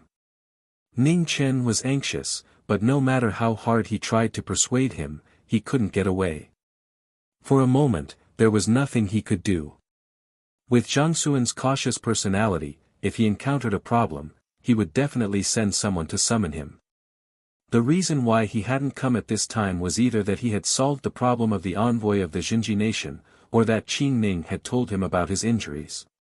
It wasn't certain that he could solve the problem of the envoy of the Xinji nation, and Zhang Sun wouldn't think so. However, Zhang Sun was cautious and would definitely not let go of any possibility. Moreover, in Zhang Xuan's impression, whenever he encountered a strange problem, he would think of Ning Chen first. Ning Chen had never hated a person so much in his life, and today he finally met one. The little eunuch in front of him was impervious to both force and persuasion. No matter what he said, he wouldn't let him go. Why were there so many weirdos in Zhang Xuan's palace? Ning Chen was furious, and for the first time, he had the impulse to beat someone up. Of course, he put it into action. Ah, the Empress! Ning Chen was shocked. The moment the little eunuch subconsciously turned around, a fist as big as a casserole hit him on the back. Then, there was no then. "Little guy, you are too inexperienced to fight with me. Ning Chen arrogantly stepped over the little eunuch's body and immediately ran for the heavenly mandate palace. As he ran, he despised himself. Usually, when Zhang Sun came looking for him, he would hide faster than anyone else. Now that Zhang Sun didn't come looking for him, he had to worry about this and that again. Behind the heavenly mandate palace, Ning Chen ran over, panting. Looking at the imperial guards, he was troubled again. How was he going to get in? Little eunuch Ning Chen. At this moment, the imperial guard closest to him recognized Ning Chen and greeted him. Ning Chen's eyes flashed with confusion. He didn't know anyone in the palace. Little eunuch, don't you remember? I am Ling Xiao, the one who sent you out of the palace that day. The imperial guard reminded him. Ning Chen looked carefully and finally recognized him. He had almost forgotten that he had such an acquaintance. Back then, in order to get out of the palace, he had fooled this guy quite a bit. He didn't expect to meet him again today. So it is General Ling. Your armor has changed. I almost didn't recognize you. Congratulations, General. Ning Chen saw that Ling Xiao's position had changed and hurriedly congratulated him. Ling Xiao was in a good mood. He smiled and said, "This is all thanks to you. Little eunuch, are you looking for the Empress? Do you need me to go and report?" Hearing this, Ning Chen nodded vigorously. He was worried that he couldn't get in. "Little eunuch, please wait a moment." Ling Xiao laughed heartily, then turned and walked into the palace. While waiting, Ning Chen was bored. He looked around and couldn't help but smack his lips. The decorations of the palace were too extravagant. Emperor Xia and Zhang Sun were too corrupt. "Little eunuch, the Empress asked you to go in." After a while, Ling Xiao came back and said in a low voice, "Little eunuch, be careful what you say. The Empress doesn't seem to be in a good mood." Ning Chen nodded and gave him a look. "Brother, you are a good friend." Ling Xiao understood and quietly returned a look. "It's nothing." Ning Chen quietly entered from the back of the heavenly mandate palace. He immediately found Zhang Xuan's position. However, after seeing Zhang Xuan's expression, his heart skipped a beat. How was it not good? It was obviously very bad. However, since he was already here, there was no reason to go back. He could only bite the bullet and sneak behind Zhang Sun. He carefully gave Qing Ning a look and asked what was going on. Qing Ning lightly shook her head, indicating that it was not good to ask. After getting the hint, Ning Chen quietly raised his head and looked at Emperor Xia, who was sitting on the dragon throne. He then looked at the officials and saw the annoying, arrogant, and smug face of the emissary of the true extreme nation. He roughly understood what was going on. Great Xia was at a disadvantage. They were about to lose face. Which official can think of an answer? Emperor Xia's face was dark as he asked once more.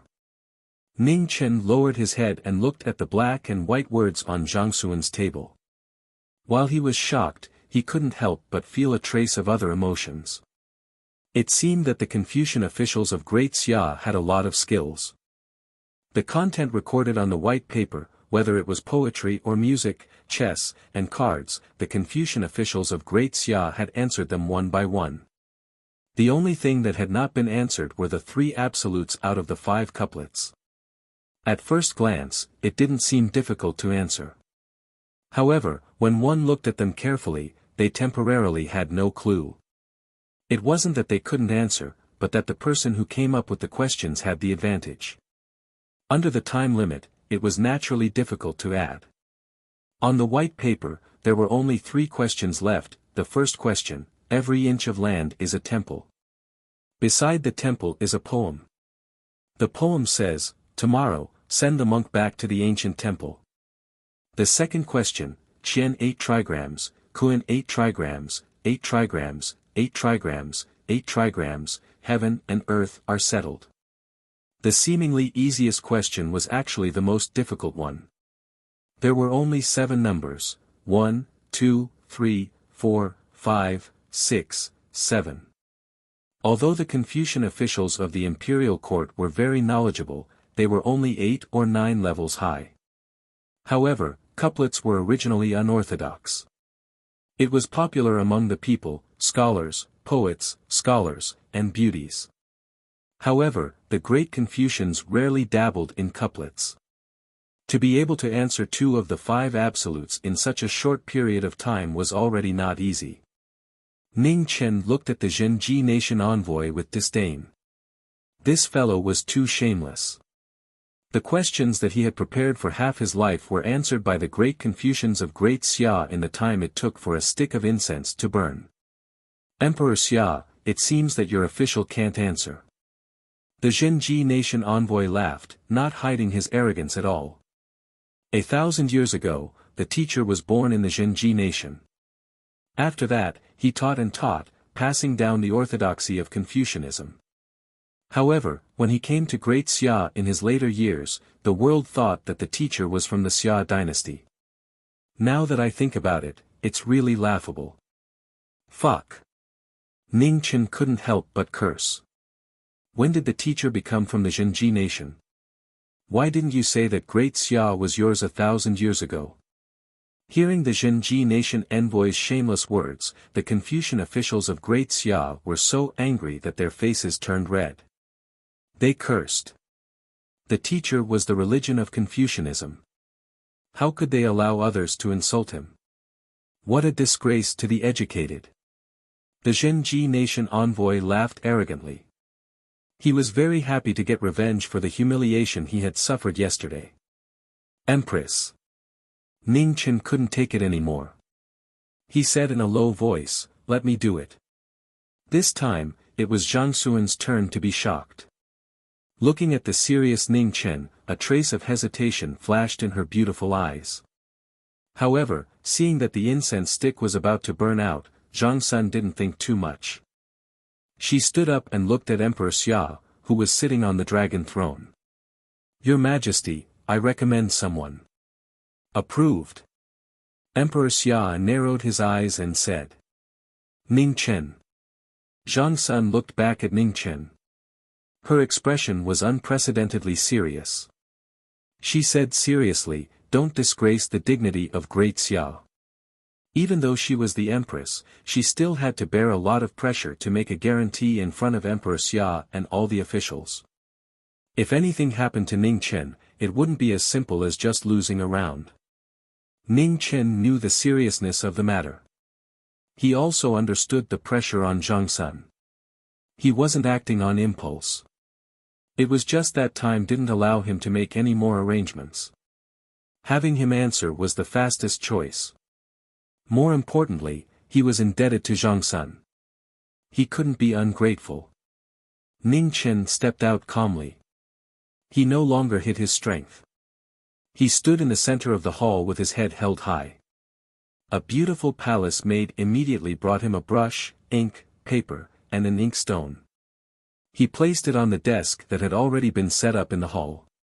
Zhang Sun gestured, and Qin Ning stepped forward to grind the ink. In the heavenly mandate palace, there was a romantic atmosphere. Ning Chen picked up the brush and wrote. The first couplet immediately appeared on the paper. Every inch of land is a temple. Beside the temple is a poem. The poem says, "Tomorrow, send the monk back to the ancient temple. 2 trees form a forest. Under the forest is forbidden. Forbidden cloud, enter the forest with one's axe." Good. Several Confucian officials in the court slapped the table and stood up. They looked excited and praised. The couplet was neat and had an extraordinary artistic conception. This little eunuch had once again shocked them. Not far away, the Zhenji nation envoy moved his sleeve and frowned. After a short moment of shock, Ning Chen's brush didn't stop. The second couplet appeared in front of everyone's eyes. Qian 8 trigrams, Kuan 8 trigrams, 8 trigrams, 8 trigrams, heaven and earth are set. One 9 sounds, Phoenix 9 sounds, 9 sounds 81, One and Phoenix cry in harmony. Ha! This time, all the Confucian scholars laughed. This couplet wasn't amazing, but it was a coincidence. Furthermore, it also flattered Zhongsun and Emperor Xia a little. One and Phoenix were both auspicious signs and implied beauty. It could be said to be a good match. Emperor Xia smiled. Although the emperor was a true dragon and it was a little inappropriate to call him a Wan or Phoenix, for the sake of this good match, it was worth it.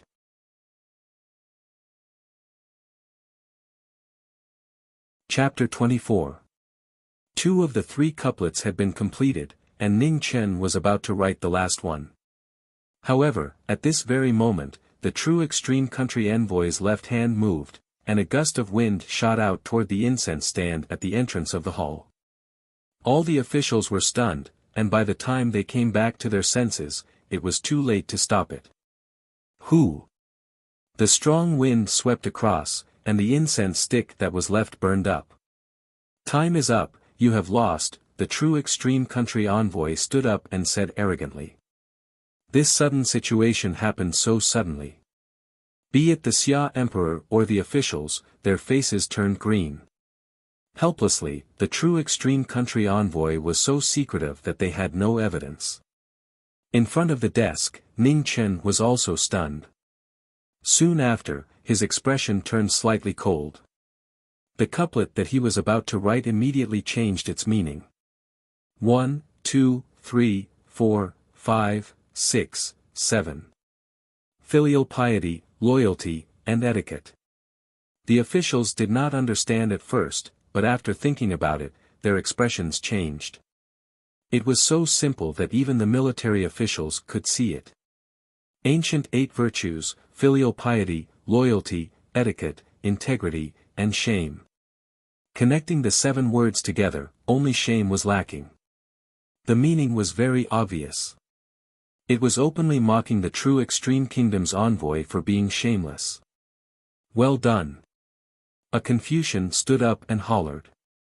The defeat was set, but Ning Chen's couplet helped great Xia vent their anger. 1, 2, 3, 4, 5, 6, 7, filial piety, loyalty, etiquette, and etiquette. Shameless, truly shameless. The true extreme country envoy's expression was really ugly. Even his good mood from winning this round was mostly destroyed. Great Xia's luck had not reached its end, and a small eunuch could spoil his plans. Little eunuch, I have another question, the true extreme country envoy laughed coldly, which one is Mr.? The great Xia officials were in an uproar, as this was scolding someone.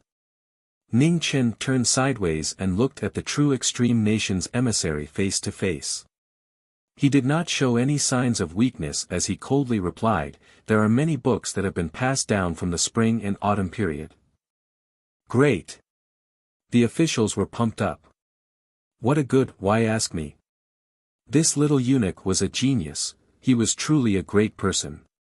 During the banquet, Zhang Xuan's eyes were filled with gratification. Even if they lost, they did not lose face. Okay. On the dragon throne, the Xia emperor stood up and decided the outcome of this battle. For this round, the great Xia admits defeat. I look forward to the 3rd round of the emissary of tomorrow. We definitely won't disappoint you, Emperor Xia, said the true extreme nation's envoy coldly. The court assembly dispersed. Because of Ning Chen's extraordinary performance today, many civil and military officials cast admiring glances at him. Emperor Xia specially rewarded him with 100 taels of gold as a reward. Unfortunately, the gold was taken away by Zhongsun before it could warm up. Not a penny was left. Ning Chen was depressed the whole way. But since Zhongsun had spoken, who could he reason with? However, before his gloomy mood was over, a piece of news came from the palace that scared Ning Chen so much that his soul almost left his body. The corpse of the old eunuch of the cleansing room, who had been missing for more than half a month, was fished out from Qingyuan Lake not far from the cleansing room. After hearing this news, Ning Chen paced back and forth in his room for the whole day. There were several times when he had the urge to run away. Now that the old eunuch's corpse had been found, if someone were to match the time of his disappearance with the day Mu Qingxue entered the palace, it would not be difficult to find that the old eunuch had most likely gone missing on that day. If that was the case, then this group of young eunuchs who had just entered the palace would have to undergo a thorough body inspection again. Telling Zhang Sun and then begging for mercy would not work. He was still a criminal. If he added more crimes to his crimes, Zhang Sun might just chop him into pieces in a fit of rage. Zhang Sun had treated him well, but he could not use his life to gamble for Zhang Sun's forgiveness. Run away, yes, I must run away. Ning Chen stopped walking. His eyes flashed with determination. He had to leave.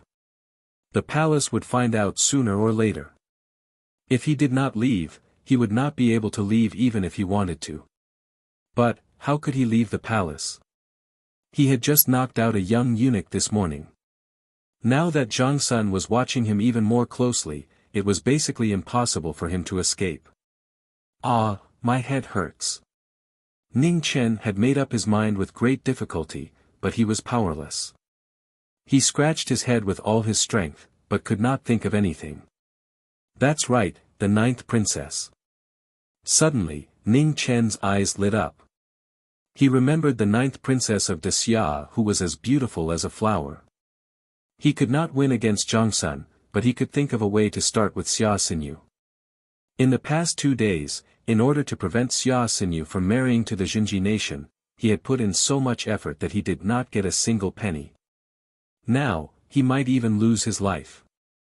This 9th princess had to pay some interest. The Xia and the Jinji nation had won 1 round each. The last round tomorrow would determine the 9th princess's fate. The first 2 rounds of the 3 rounds were about courage and wisdom. In fact, it was a competition of scheming. The Xia was ruled by Confucianism and was greatly influenced by Confucianism. In terms of shamelessness, Ning Chen was much worse than the envoy of the Jinji nation. Fortunately, Ning Chen was thick-skinned enough to block this big hole. As long as he could win, he could forget about his moral integrity. He did not believe that the envoy of the Jinji nation would compete in luck. His surname was Ning, not Sha. Such an obvious thing could only fool some of the rigid scholars in the imperial court. If the Xia won, they would definitely send a woman from the imperial family to the Jinji nation. If he wanted to leave the palace, it would be the best time to sneak into the marriage team. His only chance was to make this a fact before Zhang Sun reacted. Of course, if the Xia lost, the marriage partner would be the 9th princess, and the situation would be much more troublesome. However, no matter what, the 9th princess was the best candidate for negotiation. The reason was very simple. No matter if the Xia lost or won, the 9th princess was the one who could influence Emperor Xia's decision the most. And Emperor Xia's imperial edict was the only key to getting him out of Weiyang Palace. Now, he needed to think about how to persuade Xia Xinyu to ask Emperor Xia for this imperial edict for him. Fortunately, the 9th princess would come to Weiyang Palace every morning and night to greet Zhang Sun. It was not difficult to meet her. Sure enough, when the sun was setting, Xia Xinyu came in spirals. She was wearing a dark green smoky gown, a green grass pleated skirt scattered with flowers and mist, and a thin veil draped over her body. Her shoulders were slender and her waist was slender. Her skin was like congealed fat, and her breath was like an orchid. Without a doubt, the 9th princess of Wuxia was the most beautiful woman in the world. She was loved by the heavens and earth. She was only 16 years old, but she had already shown a peerless beauty. Princess. Ning Chen was waiting on the road and accidentally bumped into her. Xia Xinyu recognized the person in front of her and deliberately stopped. Now, the whole imperial city knew that a little eunuch named Ning Chen was in the limelight in the imperial court. He repeatedly defeated the envoy of the Jinji nation. However, she knew that Ning Chen was still under house arrest. However, other than the people in Weiyang Palace, she was the only one who knew what was going on. Mother hasn't lifted your house arrest? Xia Xinyu asked curiously. Logically speaking, with such a great contribution, the matter of being grounded should have been pardoned long ago. Haha. Ning Chen smiled awkwardly and did not answer. Not to mention lifting the house arrest, even the 100 taels of gold that Emperor Xia rewarded him was confiscated by Zhang Sun. Xia Xinyu's mind was clear. Naturally, she could see the meaning behind Ning Chen's smile. She could not help but wonder what her mother was thinking. Wait, Xia Xinyu suddenly looked at Ning Chen strangely. She almost forgot that the latter was under house arrest. Logically speaking, he should not be here. Little eunuch, since you are waiting here, you must have something to say. Xia Xinyu's eyes narrowed as she said softly. Ning Chen was shocked. This ninth princess was indeed not as gentle and innocent as she looked. Thinking about it, how could there be anyone in the imperial palace who was really simple? Since he had already spoken, Ning Chen did not beat around the bush. He said respectfully, this little one wants to enter the wedding procession. I hope that the ninth princess can help me. Xia Xinyu frowned. After thinking about it briefly, she understood most of the situation. She could not help but ask curiously, why are you so persistent in leaving the palace and trying to escape again? Do you know that if you are caught again this time, even mother will not be able to protect you? I hope that the ninth princess can help me. Ning Chen did not answer. Instead, he said respectfully again. Why should I help you? Xia Xinyu did not ask any more and said indifferently. Ning Chen thought for a moment and said seriously, I can do my best to help Great Xia win the third round. This way, not only can Great Xia defend Baiyuan, but the princess will also not have to go to a foreign country. Xia Xinyu's eyes flashed with a strange light. She asked, how do you know that you will definitely win? And how do you know that the other officials of Great Xia will definitely not be able to do it? Everyone can see that this is the truth. Ning Chen said calmly. Although it was an understatement, it was still difficult to hide the pride in his tone. Ning Chen would not look down on everyone, but he would also not belittle himself. After living 2 lives, he had not only increased in age. Being old but not dying was considered a demon. Logically speaking, his current situation was not much different from a demon. I really did not expect that there would be someone like you by mother's side. Xia Xinyu looked at Ning Chen in front of her. Suddenly, the corner of her mouth curved into a smile as she said softly. Princess is too kind. After Ning Chen put down his disguise, he no longer put on a respectful appearance and replied indifferently. All right, I will go to mother's place to pay my respects. As for your conditions, I will seriously consider them. Xia Xinyu smiled gently. Soon after, she walked lightly and continued to walk towards her former eldest grandson's bedroom. After Xia Xinyu left, Ning Chen heaved a sigh of relief. The women in the palace were indeed not easy to deal with. They would never make a promise with no certainty. However, he believed that Xia Xinyu would weigh the pros and cons. After all, the conditions he asked for were only a matter of a few words to her. Going against her promise and forcing him to stay was not a wise choice. Xia Xinyu had stayed in the palace for 16 years. Naturally, she understood this principle better than anyone else. He was also confident that if Xia Xinyu really did not keep her promise, he would make her pay a large enough price in the future. He respected his eldest grandson. In front of him, he did not even dare to speak loudly. That was because his eldest grandson had helped him and protected him. However, this did not mean that he could tolerate other people's discrimination and bullying. At the end of the day, he was never a person who could swallow humiliation. After doing what he had to do, Ning Chen remembered that Qin Ning had saved him last night. He still had not thanked her. Also, he still couldn't understand the paragraphs of text behind the golden paper. He was worried that if he continued to practice like this, he would one day become an idiot. The more he thought about it, the more he felt that something was wrong. Ning Chen took out the golden paper and looked at it. Then, he walked towards Qin Ning's room. Compared to the princes and princesses, he still preferred to spend time with Qin Ning. Although she was a bit fierce, her fierceness was cute.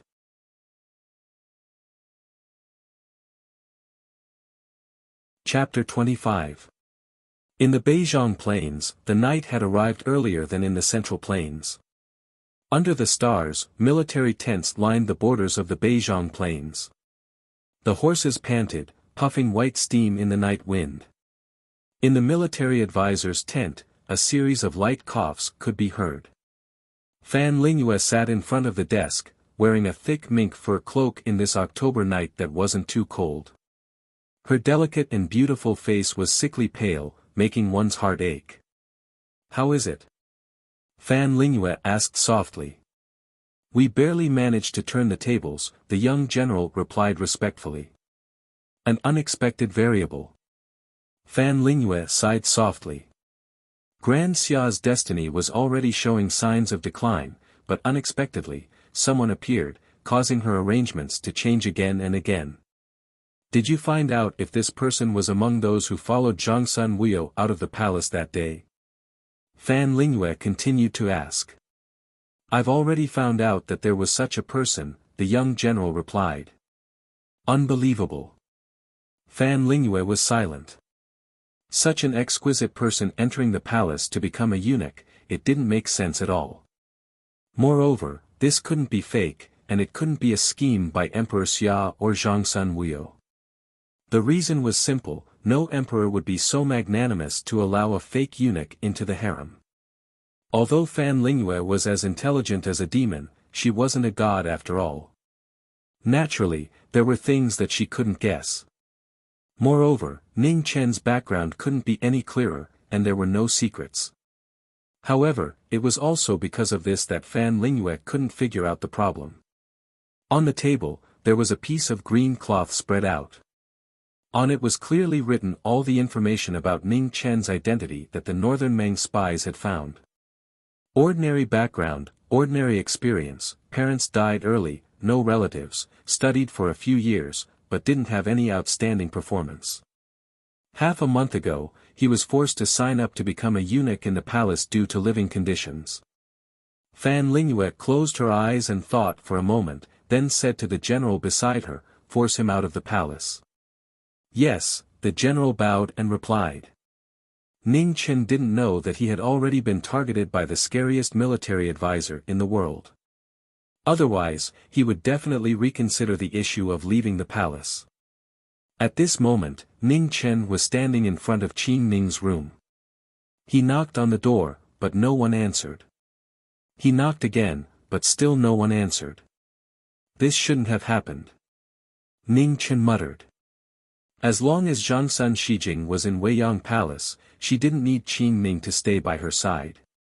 Therefore, Qin Ning would stay in her room most of the time. After waiting for a long time and not receiving a response, Ning Chen returned to his residence in low spirits. Since he had come at the wrong time, he might as well make do with the practice first. He wouldn't die anyway, so he could just treat it as strengthening his body. Ning Chen had just left when Qin Ning suddenly opened her eyes in the room. Soon after, she vomited a mouthful of fresh blood, causing her old injuries to flare up once again. "I was too impatient." Qin Ning sighed and wiped the blood from the corner of her mouth. Too many things had happened recently, and she increasingly felt the need to recover her strength. However, the injuries she had sustained last time were too severe, and more than half of her body had been damaged. If she wanted to recover, it would take more than a day or two. There were many useful people around Zhangsun, but not many people she could trust wholeheartedly. After she was injured, she spent most of her time healing, so Zhang Xuan's burden was even heavier. If only he could be used. A trace of tiredness flashed through Qin Ning's eyes. Actually, she and Zhang Sun had talked about Ning Chen more than once. Apart from his usual messy behavior, Ning Chen's tolerance was indeed shocking. Unfortunately, this guy always wanted to run away, which gave them a headache.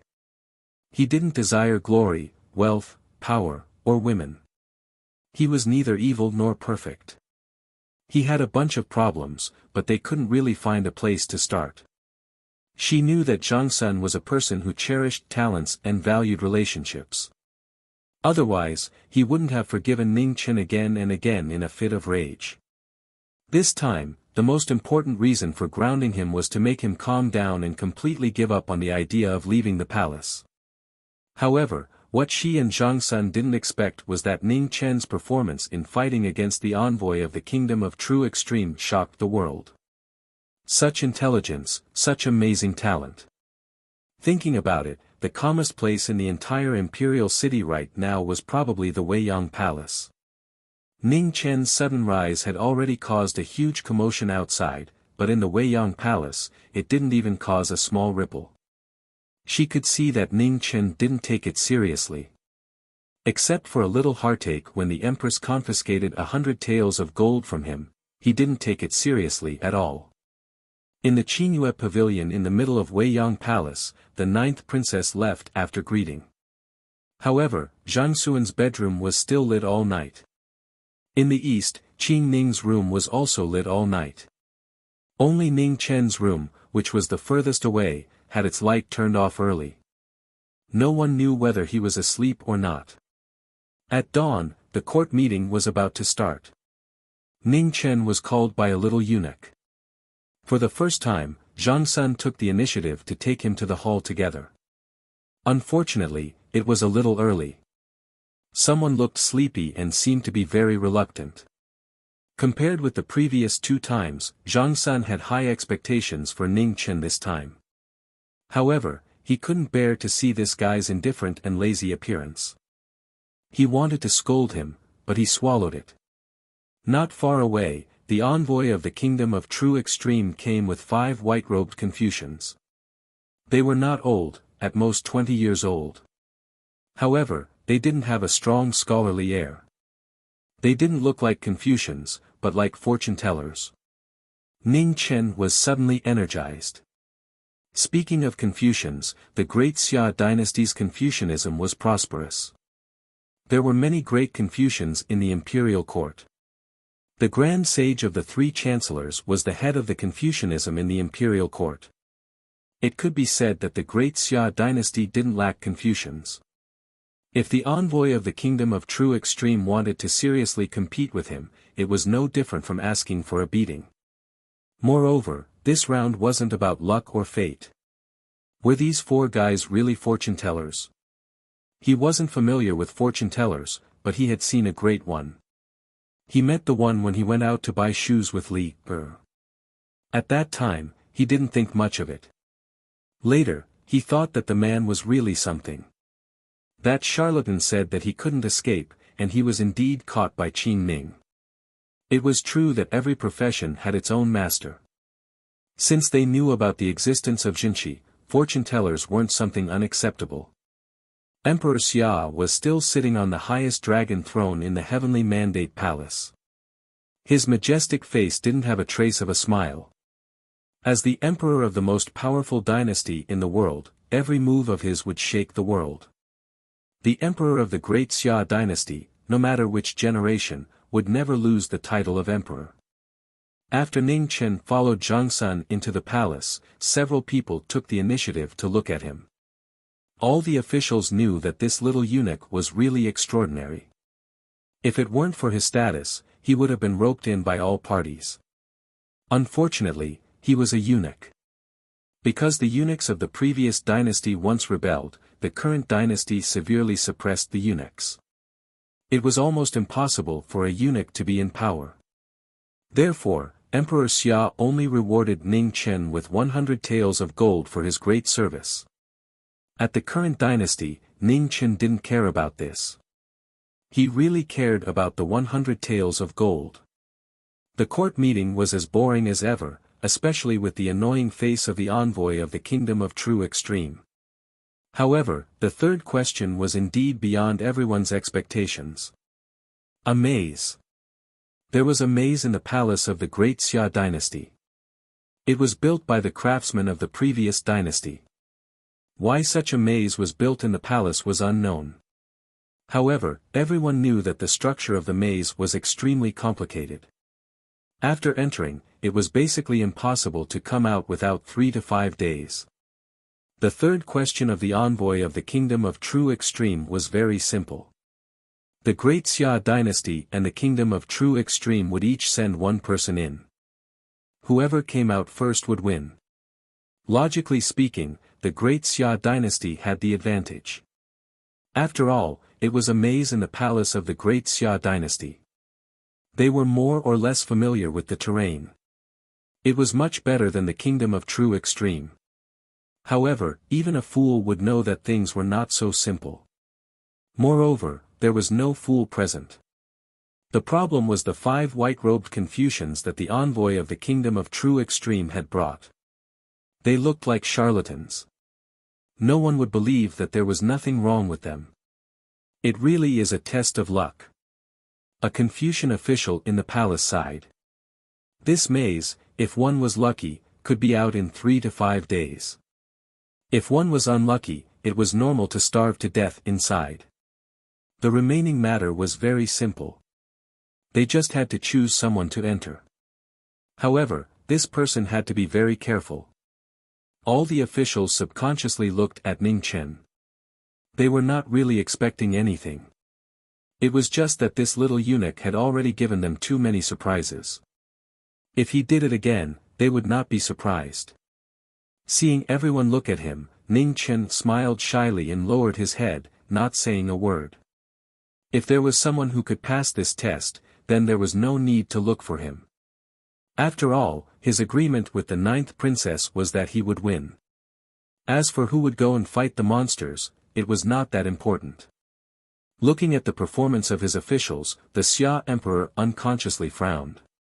He said indifferently, "Is there anyone who wants to recommend themselves?" In the palace, a great Confucian official wanted to step forward but was stopped by another Confucian official. He lightly shook his head. This was not the time to be righteous. No matter what, they could not lose this round. Otherwise, the Great Xia dynasty would suffer great losses. At the front, one of the 3 dukes, Duke Shiyu, who was dressed in luxurious robes, swept his gaze over the 5 people behind the True Extreme Kingdom's emissary. He softly laughed and transmitted, "Grand Sage, these 5 people are not simple. The 5 bodies as one heart technique is just a minor Tao that should not be used in public." The Grand Sage's expression did not change as he calmly replied. "The Great Xia dynasty will lose this round." Duke Jingwu honestly interjected. After a simple conversation, the 3 dukes did not fall silent again. They calmly watched the situation develop. They would not interfere in this matter. "Do you have any ideas?" The inaction of the officials caused Zhang Sun to feel dissatisfied. He helplessly glanced at Ning Chen and asked. "That will depend on whether or not the Empress and His Majesty are willing." Ning Chen smiled somewhat embarrassedly. His method was a bit violent and shameless, but it was useful. "What do you mean?" Zhang Sun curiously asked. Ning Chen leaned forward and whispered a few words. Immediately, Zhang Sun's expression changed again and again. It was so gloomy that it could almost rain. "Are you confident?" Zhang Sun clenched his teeth and asked. "More or less." Ning Chen's modesty was back. Zhang Sun's eyes narrowed. A dangerous light inadvertently flashed through them.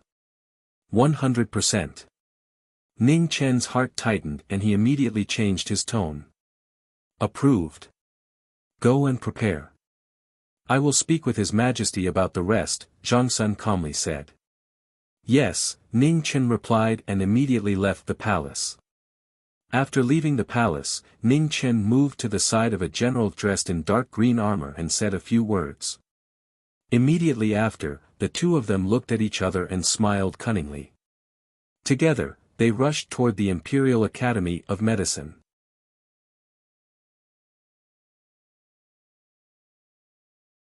Chapter 26.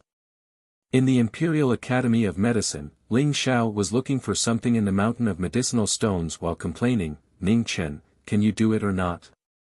"Of course I can. Why would I look for you if I can't?" In another pile of medicinal stones, Ning Chen poked his head out and replied.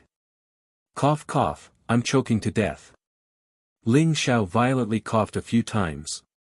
The choking smell made him want to die. "Don't look for me next time. It's too painful. I might as well find someone to fight." Vulgar. Ning Chen did not even raise his head. He raised a finger behind the small mountain and said disdainfully. "General Ling, when will you enter the Xiantian realm?" Cough cough. Ling Xiao coughed again. This time, it was not because of the smell of the medicinal stones, but because of Ning Chen's words. "My ass. Do you think Xiantian is a cabbage that can be easily entered? From what I know, other than the Dean of Qiansang Academy, no one else has entered the Xiantian realm." "Then what realm are you at?" Ning Chen pulled out a saltpeter and casually asked. "8th grade natal realm." Ling Xiao proudly replied. "I despise you." Ning Chen raised a finger again. Only 8th grade, he was not even enough for Qing Ning to beat. "What do you know?" Ling Xiao disdained to argue with him. In the Xia, 8th grade experts could already be the general of an army. He was in the imperial palace, where experts gathered, so he did not reveal himself. "I'm already at 1st grade. I just trained 2 days ago." Ling Xiao was speechless. He really could not refute this. The heavens took pity on him. Back then, he had suffered a lot to enter the martial path. Who would have thought that this guy who did not know anything would be able to enter the martial path? "That's because you're lucky." Ling Xiao was not convinced, but he could not help but retort. "Luck is also a skill. Look, isn't this round of the envoy from Flatbread Country just a competition of luck?" Ning Chen straightened his body and massaged his aching waist. "That's true. Why do you call them Flatbread Country?" Ling Xiao asked curiously. "You can't even tell. Didn't you notice that their people all have big flat faces?" Ning Chen replied matter-of-factly. "Brother, you're really a talent." Ling Xiao gave him a thumbs up. "I'm just famous." Ning Chen modestly replied. "That's right, I also wanted to ask you why you're looking for these things." Ling Xiao covered his nose. "You will know in a while. General Ling, I have a favor to ask of you." "Speak. Don't let anyone else know about what we're looking for today. Even if it's the eldest grandson, no, even if the Empress asks, just say that you don't know and push the responsibility to me." Ning Chen raised his head and said seriously. "Ask what?" Ling Xiao asked with a strange expression. "You know about pestilence, but you don't." "I know. If this thing were to spread, the consequences would be even more terrifying than the plague. People are greedy. Sometimes, they will stop at nothing to achieve their goals," sighed Ning Chen. Ling Xiao was shocked. After struggling for a while, he nodded. He roughly understood the meaning behind Ning Chen's words. If that was the case, then this thing really couldn't be spread out. "Many thanks," Ning Chen thanked him. He believed in Ling Xiao's character. However, even if they took a step back, even if Zhang Sun and Emperor Xia were to find out what they were looking for today, finding the correct formula would not be so simple. For this reason, he had purposely taken a lot of things. Most of the medicines he had asked Ling Xiao to find were useless. His goal was to confuse the spies in the palace. There was nothing definite in this world. In order to guard against the possibility of something happening, he had no choice but to measure the heart of a gentleman with the yardstick of a villain. Of course, the only and most important reason was that he didn't want to die, and this formula was a life-saving talisman. As long as it wasn't leaked, his head would be saved. The two of them worked for half a day, almost turning the entire imperial hospital upside down. However, with Jiang Xuan's verbal order and token, the imperial physicians of the imperial hospital didn't dare to go forward and ask questions. They could only let the two of them do as they pleased. Jiang Sun didn't have any intention of asking for the jade pendant back, so Ning Chen kept it for himself. This thing was very useful. It could kill whoever it saw. It probably had the same effect as the death exemption medallion. In reality, Jiang Sun had given a lot of thought. It wasn't that she had forgotten, but that she knew that Ning Chen was a troublemaker. If there came a day when she couldn't save him in time, this jade pendant could temporarily save his life. Cough, cough. It's about time. Let's go. Ning Chen found the last thing and casually rummaged through the pile a few more times before standing up. Okay. Ling Xiao couldn't stand it any longer. Hearing Ning Chen's voice, he didn't say anything else, grabbed the things and left. Where are we going? After taking 2 steps, Ling Xiao suddenly stopped. Seeing Ning Chen's contemptuous gaze, he scratched his head and asked. The workshop, Ning Chen said contemptuously. So far. Ling Xiao said reluctantly. You can choose not to go. I'm not forcing you, Ning Chen said indifferently. If you have the ability, then don't go. I'm just saying. Ling Xiao smiled bitterly. How could he dare not go? Ning Chen was easy to deal with, but the key was that this guy had someone above him. Time was tight. The two of them didn't dare to delay and hurried to the workshop. In the Heavenly Mandate Palace, when a palace maid came up to pour wine, Jiang Sun accidentally knocked over the wine cup and reprimanded the maid. She dipped her finger in the wine and secretly wrote the word drag on the back of the wine pot. Due to the angle, the Kingdom of True Extreme couldn't see anything. However, Emperor Xia, sitting high on the dragon throne, saw everything clearly. Emissary, how about we raise the stakes by 50%? I can use 4.5 years of Bai Ruiyuan's rights to use the Kingdom of True Extreme's 30,000 warhorses. Emperor Xia said calmly, shocking all the officials present. At this moment, even the 3 dukes had a look of surprise in their eyes. Under such unfavorable conditions, increasing the stakes was deliberately letting the Kingdom of True Extreme take advantage of them. Hearing Emperor Xia's words, the Kingdom of True Extreme's emissary frowned slightly. He thought about it, but he couldn't figure out what Emperor Xia was thinking. Logically speaking, for Emperor Xia to raise the stakes at this moment, he was either bluffing to force him to back down, or he truly had absolute confidence in winning. The Kingdom of True Extreme had less than 40,000 warhorses in reserve. This was after years of accumulation through various channels. Taking out 20,000 to bet was already the limit. They couldn't go any higher. Although he had absolute confidence in the 5 people behind him, he couldn't raise the stakes recklessly. Emperor Xia, please allow me to think for a moment, the emissary said with a serious expression. He couldn't figure out where the problem was. Fine. Emperor Xia nodded. Below him, Jiang Sun sneered. One's position determined one's perspective. The Kingdom of True Extreme was a tiny place. No matter how smart the emissary was, he couldn't walk out of this limit. The Kingdom of True Extreme was vast. They could afford to gamble, but they could also afford to lose. While the emissary was thinking, the officials of the Kingdom of True Extreme were also trying to figure out Emperor Xia's intentions. For the first time, they realized that they really couldn't understand their emperor. Time slowly passed. Emperor Xia didn't rush him from his throne.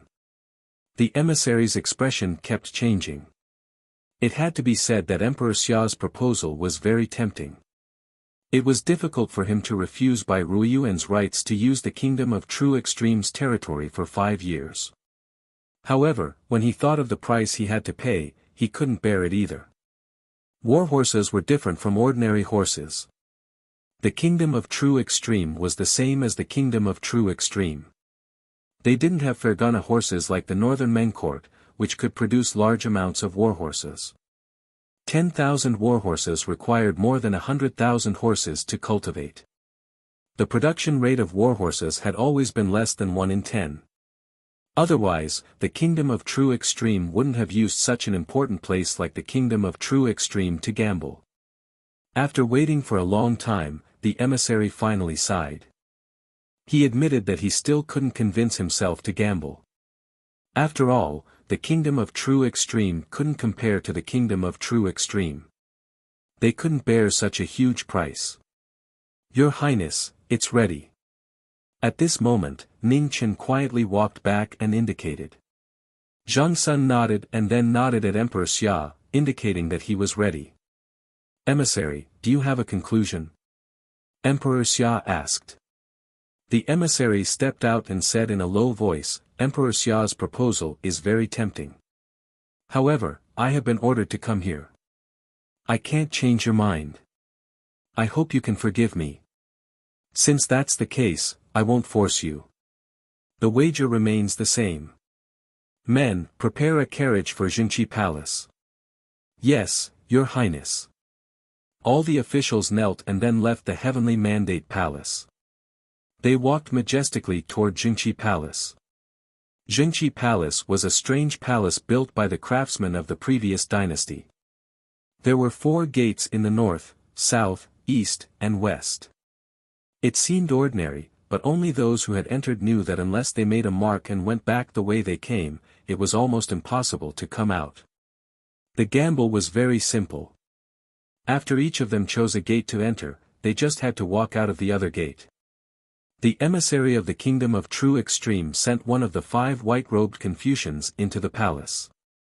When it came to the Kingdom of True Extreme, it was Ning Chen again. Ning Chen carried a large bag with rations, water, and jerky on it. He had borrowed it from the imperial kitchen. The emissary of the Kingdom of True Extreme sneered. He didn't care. So what if you prepared 10 days' worth of rations? The 5 skies will had already calculated. If everything went well, an hour would be enough. If you lose, you don't have to come out. Zhang Sun frowned and said angrily when he saw Ning Chen carrying such a large bag. If I win, you'll let me out of the palace. Ning Chen smiled shyly and asked in the end. We'll talk about it when the time comes, Zhang Sun said indifferently. Ning Chen wasn't disappointed. He snorted in his heart. He knew this would be the result. In any case, he had already found another way out. When the time came, it would be too late for Zhang Sun to stop him. The 2 of them entered the palace at the same time. Behind the emissary of the Kingdom of True Extreme, the 4 skies wills each stood in front of a gate. Their palms were clasped together, and spiritual light flashed around them. The 4 symbols telepathy connected with the souls of the white-robed Confucians who had entered Jingqi Palace. Relying on the changes in distance between the 5 of them, they quickly guided them to find the most correct path. 5 bodies as one. In the Kingdom of True Extreme, a general finally saw through it and shouted in shock. In front, Emperor Xia and Zhang Sun's hearts tightened. It seemed that they had underestimated the emissary of the Kingdom of True Extreme. With these 5 people, the Kingdom of True Extreme had a very small chance of winning. Empress, are you confident? Emperor Xia's expression was serious as he asked. Zhang Sun's eyes narrowed. He hesitated for a moment, but he saw Qin Ning nodding seriously. In the end, she sighed and said, I believe in him. Hearing this, Emperor Xia nodded slightly and didn't say anything else. At this moment, suddenly, in front of them in Jingqi Palace, there was an earth-shaking explosion. Heaven and earth shook. Then, there was another explosion. Boom! Boom! Boom! In less than a quarter of an hour, one explosion after another sounded in the Hall of Righteous Mystery. Before anyone could react, a disheveled figure covered in dust ran out from the west gate. Cough, cough, cough. It wasn't easy to get out of the palace. Ning Chen didn't have the time to care about other things. He coughed and patted the dust off his body. How could the power of this black powder be so terrifying? Luckily, he ran fast enough. Outside the palace, everyone was stunned. Not only the officials of Great Xia, but even the emissary of the Kingdom of True Extreme had yet to recover from the shock. Your Majesty, we won. At this moment, a smile finally appeared on Zhang Xuan's face as he spoke softly. Good. Emperor Xia suppressed the shock in his heart and said in a deep voice. As long as there were war horses, the men of Great Xia had nothing to fear. At the side, the emissary of the Kingdom of True Extreme turned pale. His body trembled, unable to believe this fact. How could a sure-win situation turn out like this? What was the explosion just now? Such earth-shaking movements, other than innate experts, no one else could do it. However, that little eunuch was definitely not an innate expert. Moreover, he didn't feel any terrifying pressure from an innate expert in Jingqi Palace. Why?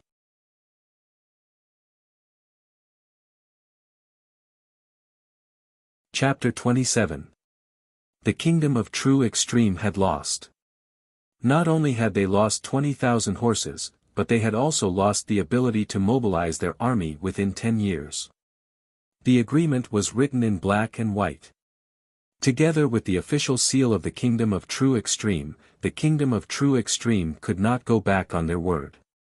Most importantly, the Xia Kingdom was the most powerful country in the world. If anyone dared to go back on their word, the 200,000 Black Feather army of the Marquis would not be as simple as just guarding the place. What was left was the work of the various officials of the Xia Kingdom. The Marquis of the Xia Kingdom was guarding the outside. The only people left in the palace were the civil officers and officials. However, this was enough to deal with these matters. Ning Chen had completed his task. Other than training, he waited for Emperor Xia's decree. Finally, on the third day, Emperor Xia's decree was issued. He conferred the title of Princess Miaoyu to Prince Hua's daughter. She would enter the Kingdom of True Extreme through marriage. Ning Chen's name was on the list. When Zhang Sun and Qing Ning heard the decree, they were stunned. Especially Zhang Sun. She was furious and shocked at the same time. Having stayed in the palace for such a long time, how could she not have guessed the reason behind this? Ning Chen's name was obviously added at the last minute and was dispensable. Emperor Xia's addition was obviously because someone had pleaded for leniency. In the palace, there was only one person that Ning Chen could interact with and influence Emperor Xia. That person was the 9th princess. Very good, very good. Zhang Sun stood in the main hall of the Weiyang Palace. Her face was green with anger. She said sternly, "Someone, bring Ning Chen here." "I'll go." Qin Ning was worried and begged. "You stay here." Zhang Sun was furious. Even her tone towards Qin Ning was much harsher. She knew that Ning Chen and Qin Ning were close. She could not let him go. Not long after, Ning Chen slowly walked over. He looked calm. He did not smile shyly like before. He also did not look afraid. "Your Majesty." Ning Chen knelt down for the first time. He respectfully kowtowed. Zhang Sun was even angrier when she saw Ning Chen. She slammed the table and said angrily, "Are you so eager to leave?" Ning Chen looked up and said calmly, "Your Majesty, you must know that my personality is not suitable for the palace. If I stay here, I will get into trouble sooner or later. I'm the Empress of the Great Xia dynasty, how could I not protect you? What are you afraid of?" The more Zhang Sun thought about it, the angrier he got. He wanted to throw the teacup on the table at the former's face. "I'm afraid that if I cause a huge disaster one day, the first person to chop off my head will be you, Your Highness." Ning Chen sighed softly.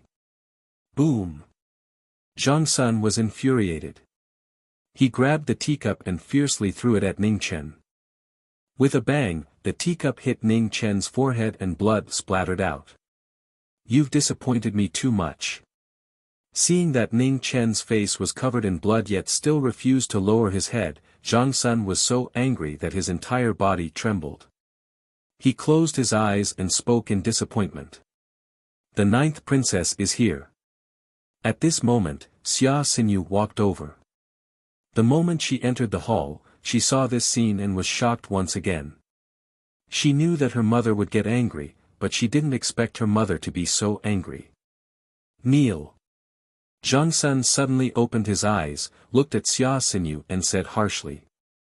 Xia Xinyu's expression changed slightly and she obediently knelt down. She was shocked. This was the first time she had seen her mother so angry. In this imperial palace, everyone put on a disguise for themselves and rarely showed their true emotions. Her mother's emotions represented that she was truly angry. You've got guts. Mother raised you for so many years. I didn't think you'd even try to scheme against me. Zhang Sun looked at Xia Xinyu, burning with anger. The people by her side were all great. Zhang Sun hated the two of them. She also hated herself. She hated them for not fighting, and she hated her own ignorance even more. However, what was done could not be undone.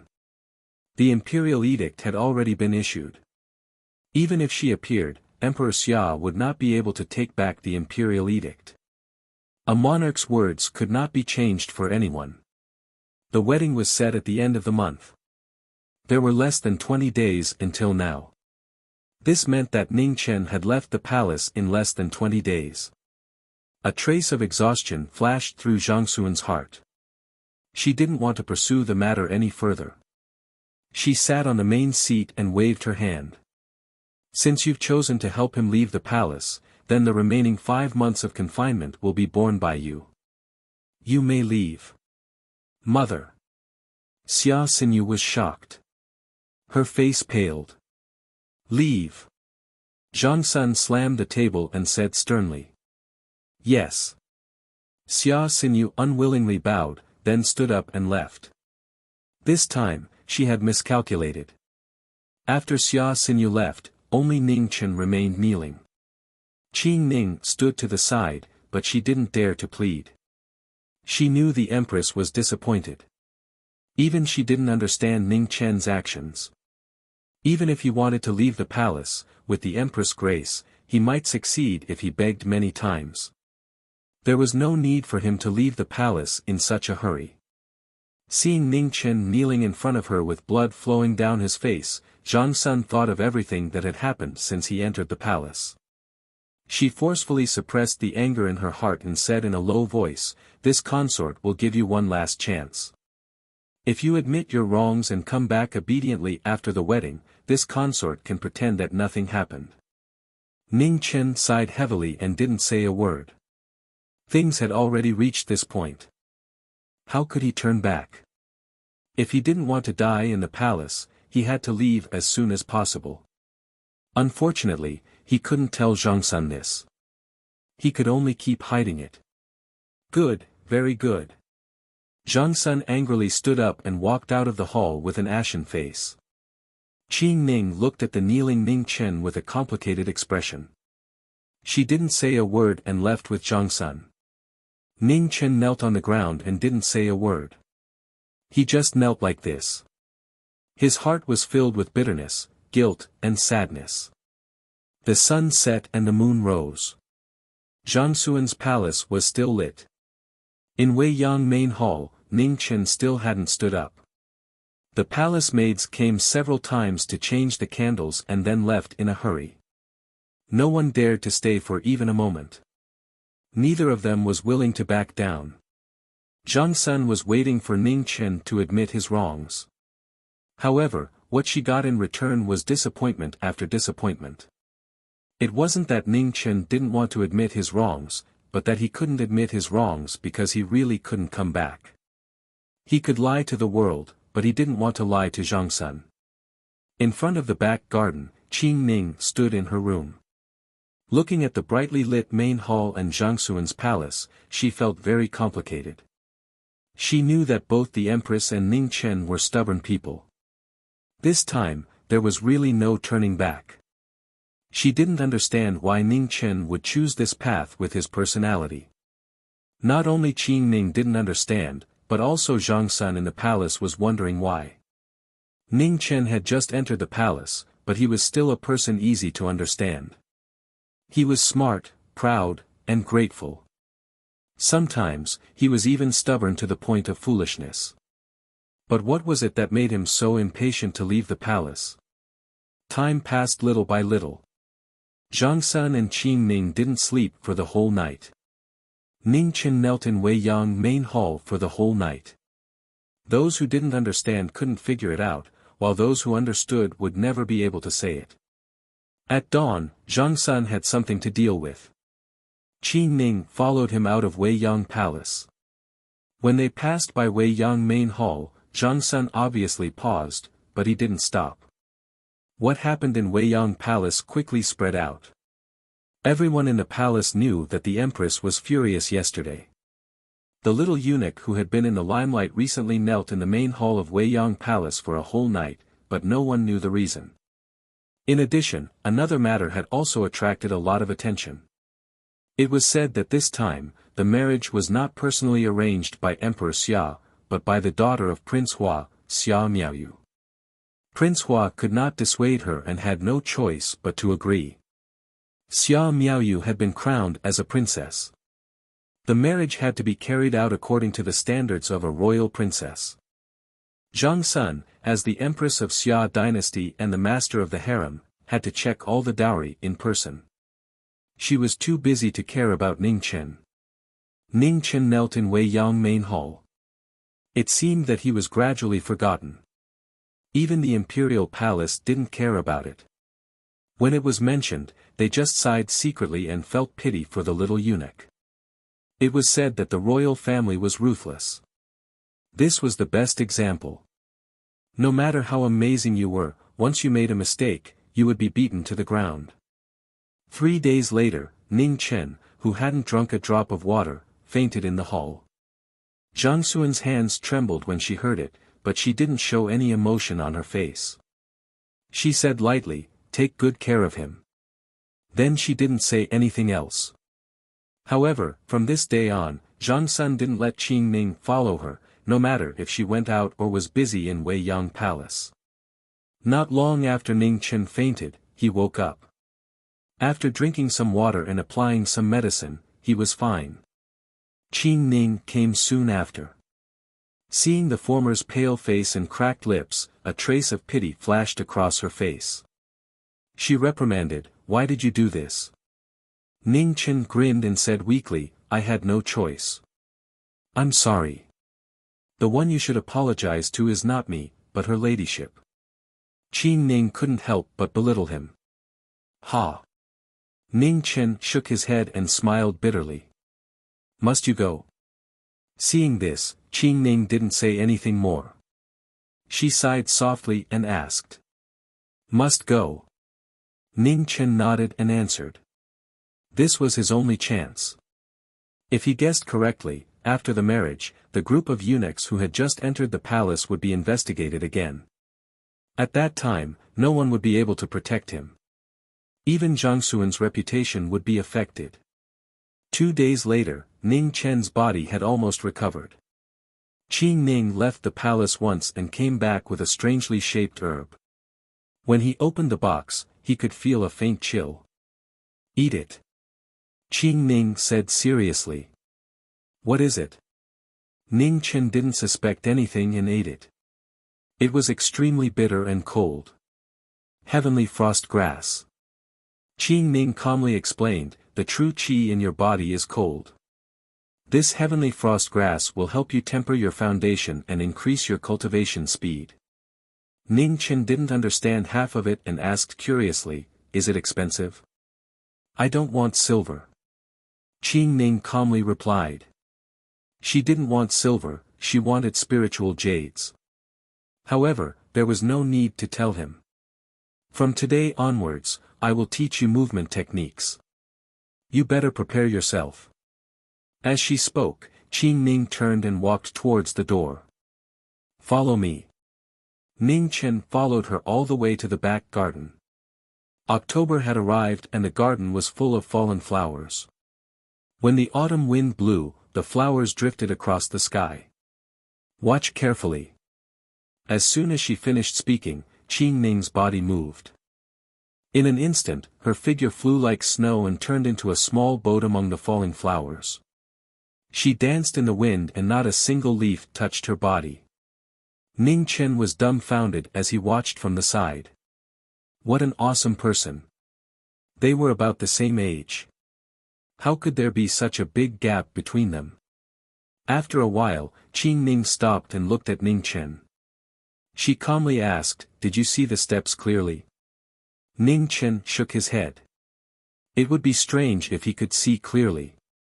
Qing Ning didn't mind and continued to ask, "How much did you see clearly?" He. Ning Chen scratched his head in embarrassment. He took 2 steps forward and drew a big circle on the ground. "I only saw this step clearly." Qing Ning's face turned cold. She suppressed her anger and didn't go up to hit him. This was where she had been standing at the beginning. She walked forward and kicked his right leg away. She angrily said, "Stand on one leg. Don't let me see you switch to the other leg for 2 hours." Ning Chen's mouth twitched in pain, but he didn't dare to make a sound. He sucked in a breath of cold air and stood on his left leg. His body kept swaying left and right. 15 minutes later, Ning Chen felt his left leg go numb and his body swayed even more. However, when he saw Qing Ning's cold face, his heart trembled. He clenched his teeth and stood still. Half an hour later, Ning Chen seemed to be unable to feel his left leg. However, there was a burning pain in his knee. This was an old injury from kneeling earlier. It hadn't healed yet. Qing Ning stood there indifferently. She could see that Ning Chen's knee injury didn't hurt his muscles or bones. Even if it hurt, this guy asked for it.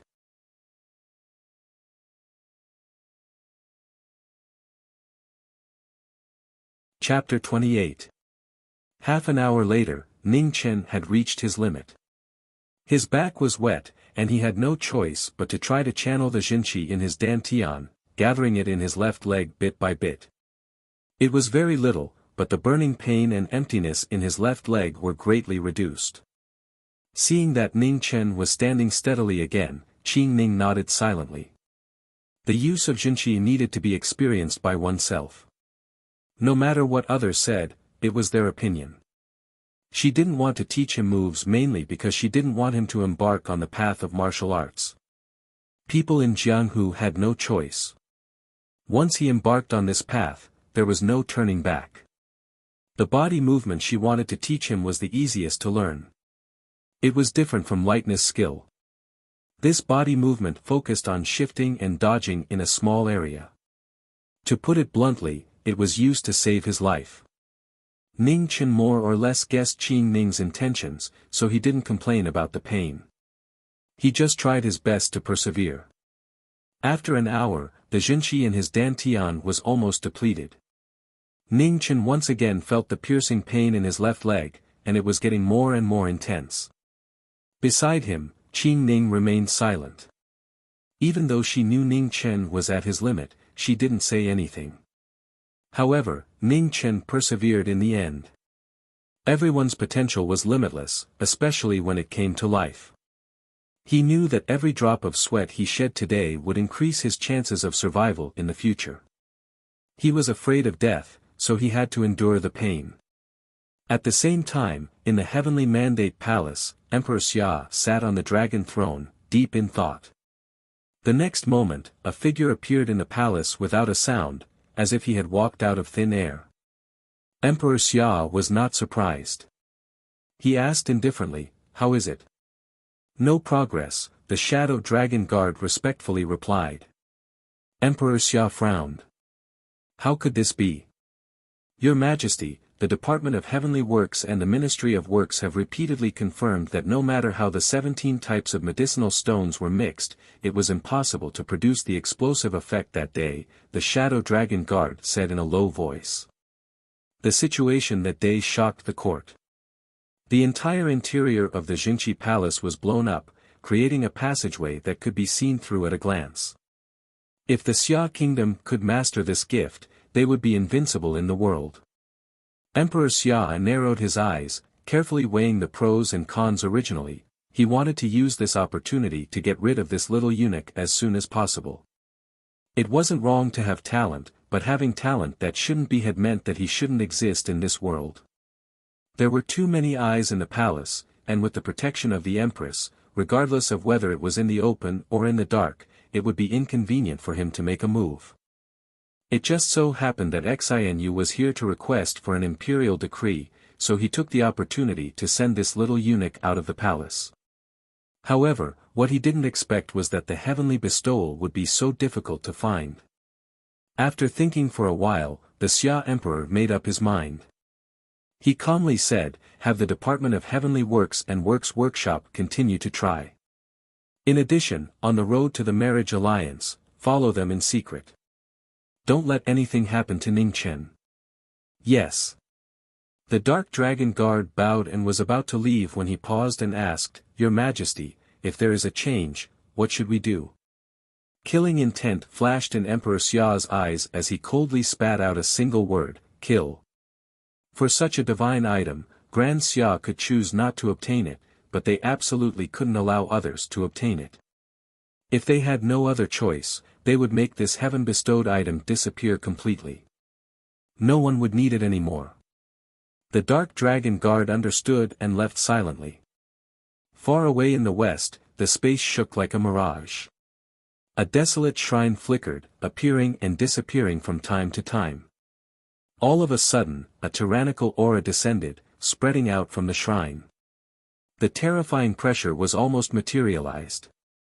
The earth cracked continuously, and the cracks extended out for hundreds of meters. "Welcome, Martial Lord. Welcome, Martial Lord." Amidst the heaven-shaking and earth-shaking greetings, the shrine was cast on the earth. The void was still, and the heavy and simple shrine doors slowly opened. Looking out, 2 rows of soldiers were neatly kneeling on the ground, their heads bowed. In the next moment, a mighty figure like a fiend god walked step by step onto the throne. The moment he turned and sat down, the world changed color. "Long live the Martial Lord! Long live the Martial Lord!"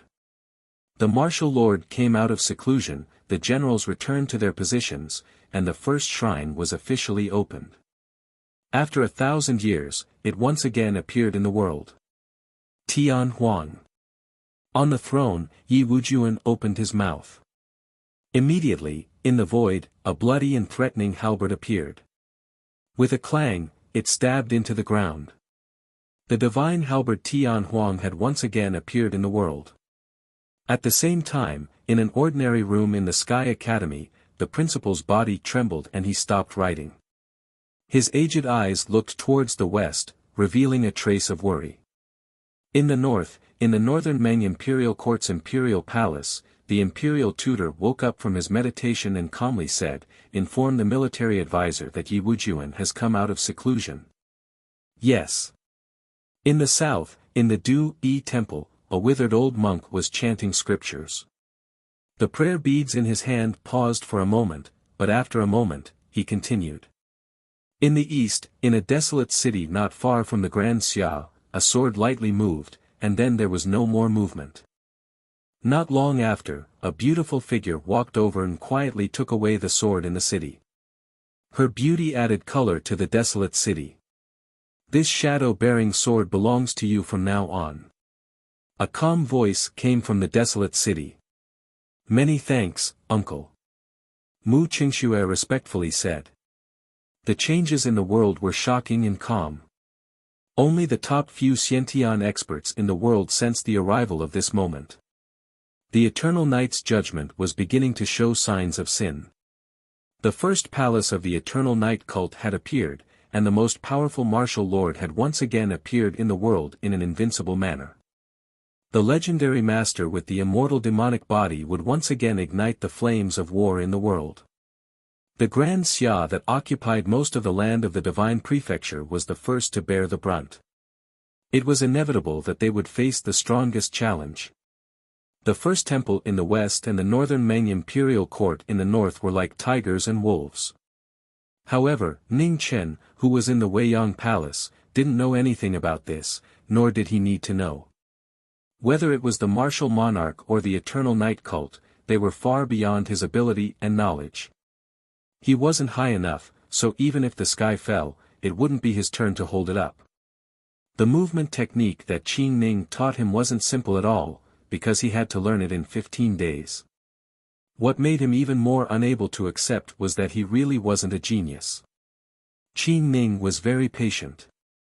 Although she could be very fierce and violent at times, she was still very patient. 10 days were indeed very short. After 15 days, Ning Chen indeed hadn't been reborn.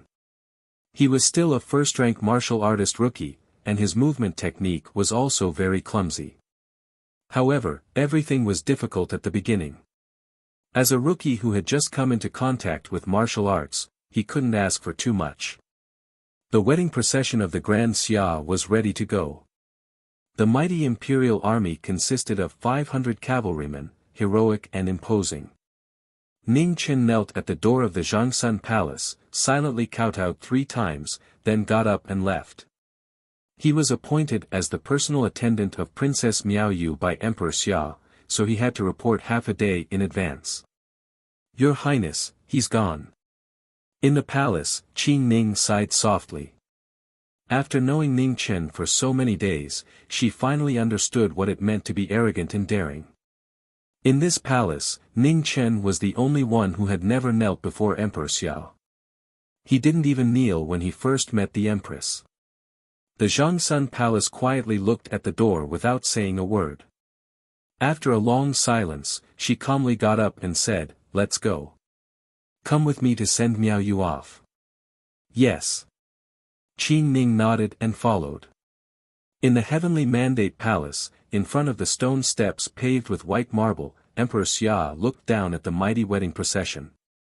His eyes were deep and calm, and the oppressive aura around him made it hard for people to believe that this was the most mediocre emperor of the Grand Xia in 1,000 years. Behind Emperor Xia, the Zhangsun Palace and concubine Wan sat under the imperial canopy. One was incomparably noble, and the other was stunningly beautiful. All the officials below didn't dare to look directly at them. The 3 most noble people of the Grand Xia sent them off. At the bottom of the stone steps, 500 imperial army soldiers knelt together, their armor clanging, forming a black mass. "Long live the Emperor! Long live the Emperor! Long live the Emperor! Long live the Emperor!" The deafening cheers broke through the sky. Emperor Xia raised his hand, and the cheers stopped. The entire Heavenly Mandate Palace was terrifyingly quiet. Emperor Xia said indifferently, "Let's go. Let's go." At the front of the wedding procession, a general wrapped in black armor shouted. Immediately, war horses neighed, and the 500 imperial army soldiers escorted the wedding procession forward. In the procession, beside an extremely luxurious carriage, Ning Chen looked back at Zhangsun and Qin Ning in front of the Heavenly Mandate Palace. A trace of sadness flashed through his heart. This time, it might really be goodbye forever. He was lucky to have met Zhangsun after entering the palace. Unfortunately, he had to leave. The wedding procession went east. Behind the 500 imperial army soldiers, there were palace maids and eunuchs, carriages and small carriages. The entire procession was more than 5 miles long, and one couldn't see the end of it. Ning Chen's position was at the very center of the procession, and beside him was Princess Miao Yu's carriage. Everyone in the world was unfamiliar with this woman. The current Emperor Xia was quite generous to his own brothers. Of course, this was on the premise that the princes had enough self-awareness. When the current Emperor Xia ascended the throne, Prince Hua had relieved himself of all his official duties and was content to be a happy prince. He rarely appeared in front of people, so very few people knew that Prince Hua had such a daughter. Ning Chen didn't care about this at all. He only cared about how to escape without being noticed. As for the wedding procession, so many people had already done it, and he wouldn't make a difference. However, when he saw the indistinct old figure in the black carriage behind him, he had to temporarily suppress the idea of escaping. The figure in the carriage was very quiet and didn't say a word along the way. Through the curtain blown by the wind, Ning Chen saw an old man, dressed in green, sitting cross-legged in the carriage. There was a sword across his leg. The sword was not out of its scabbard, so it didn't look out of place. Ning Chen sighed inwardly. Anyone who was so good at pretending was either a swordsman or a bastard. Obviously, this one belonged to the former. It seemed that Emperor Xia cared a lot about this marriage. Not only did he send 500 imperial army soldiers to escort the wedding procession, but he also arranged for such a master to accompany the princess.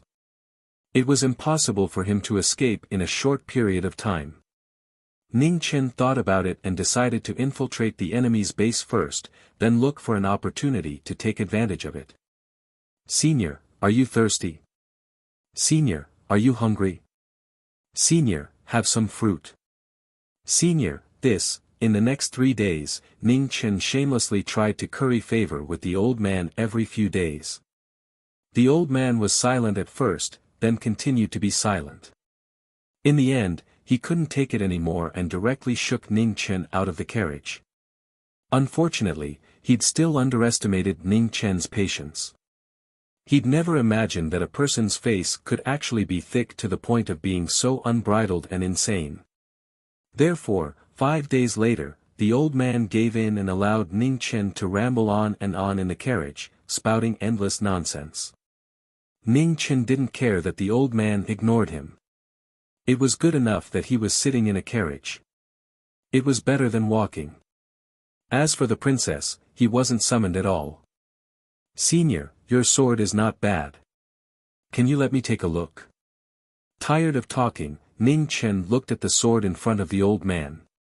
Out of curiosity, seeing that the old man didn't object, he stretched out his hand to take a look. Swoosh! At this moment, the sword flashed, instantly illuminating the entire carriage.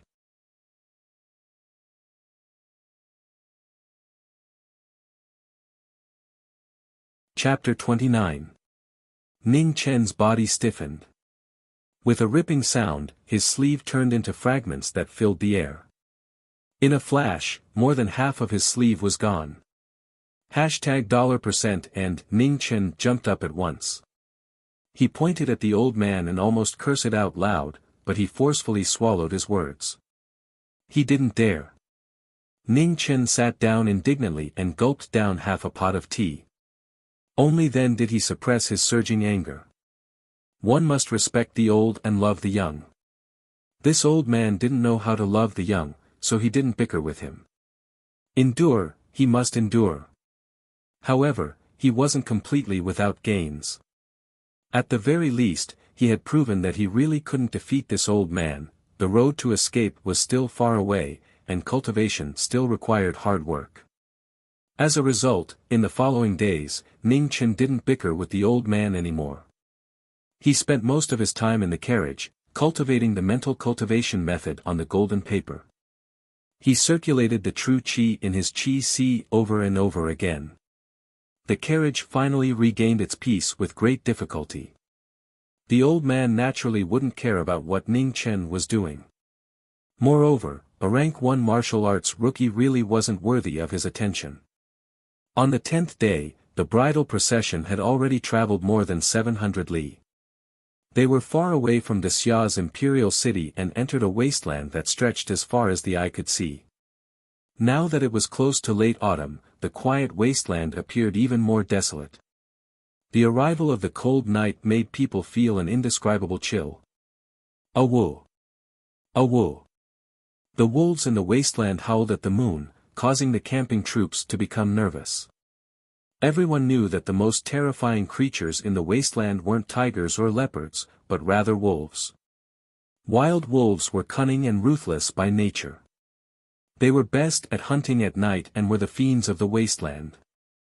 As long as one encountered one, it would be extremely difficult to survive. In this world, there were many things that couldn't be provoked. One of them was the pack of wolves in the wasteland. These kinds of vengeful and ruthless animals, once provoked, would follow like maggots attached to bones. They wouldn't give up until they achieved their goal. Fortunately, the bridal procession was large enough. With more than 1,000 people and 500 imperial guardsmen, ordinary packs of wolves wouldn't dare to carelessly provoke them. As it turned out, that night was peaceful and nothing happened. The Great Xia Imperial Army wasn't an ordinary army. Even from a few miles away, one could feel a different kind of oppressive aura. Even martial arts experts weren't willing to rashly come into contact with them. The escort party had the protection of the Imperial Army. In the past, this would have been impossible. However, this also showed how much importance Emperor Xia placed on the marriage between the Great Xia Kingdom and the true extreme nation. The Great Xia Kingdom needed the stability of the northeast border. Only then could they focus on the northern Ming imperial court in the north and the eternal night cult in the west. Grand Xia had the strongest martial prowess in the world and would have sufficient advantages against any faction. However, this didn't mean that Grand Xia feared no one. Grand Xia had been invincible for 1,000 years. However, they had never been able to win the hearts of the people because Grand Xia didn't believe in gods. Great Xia did not believe in gods.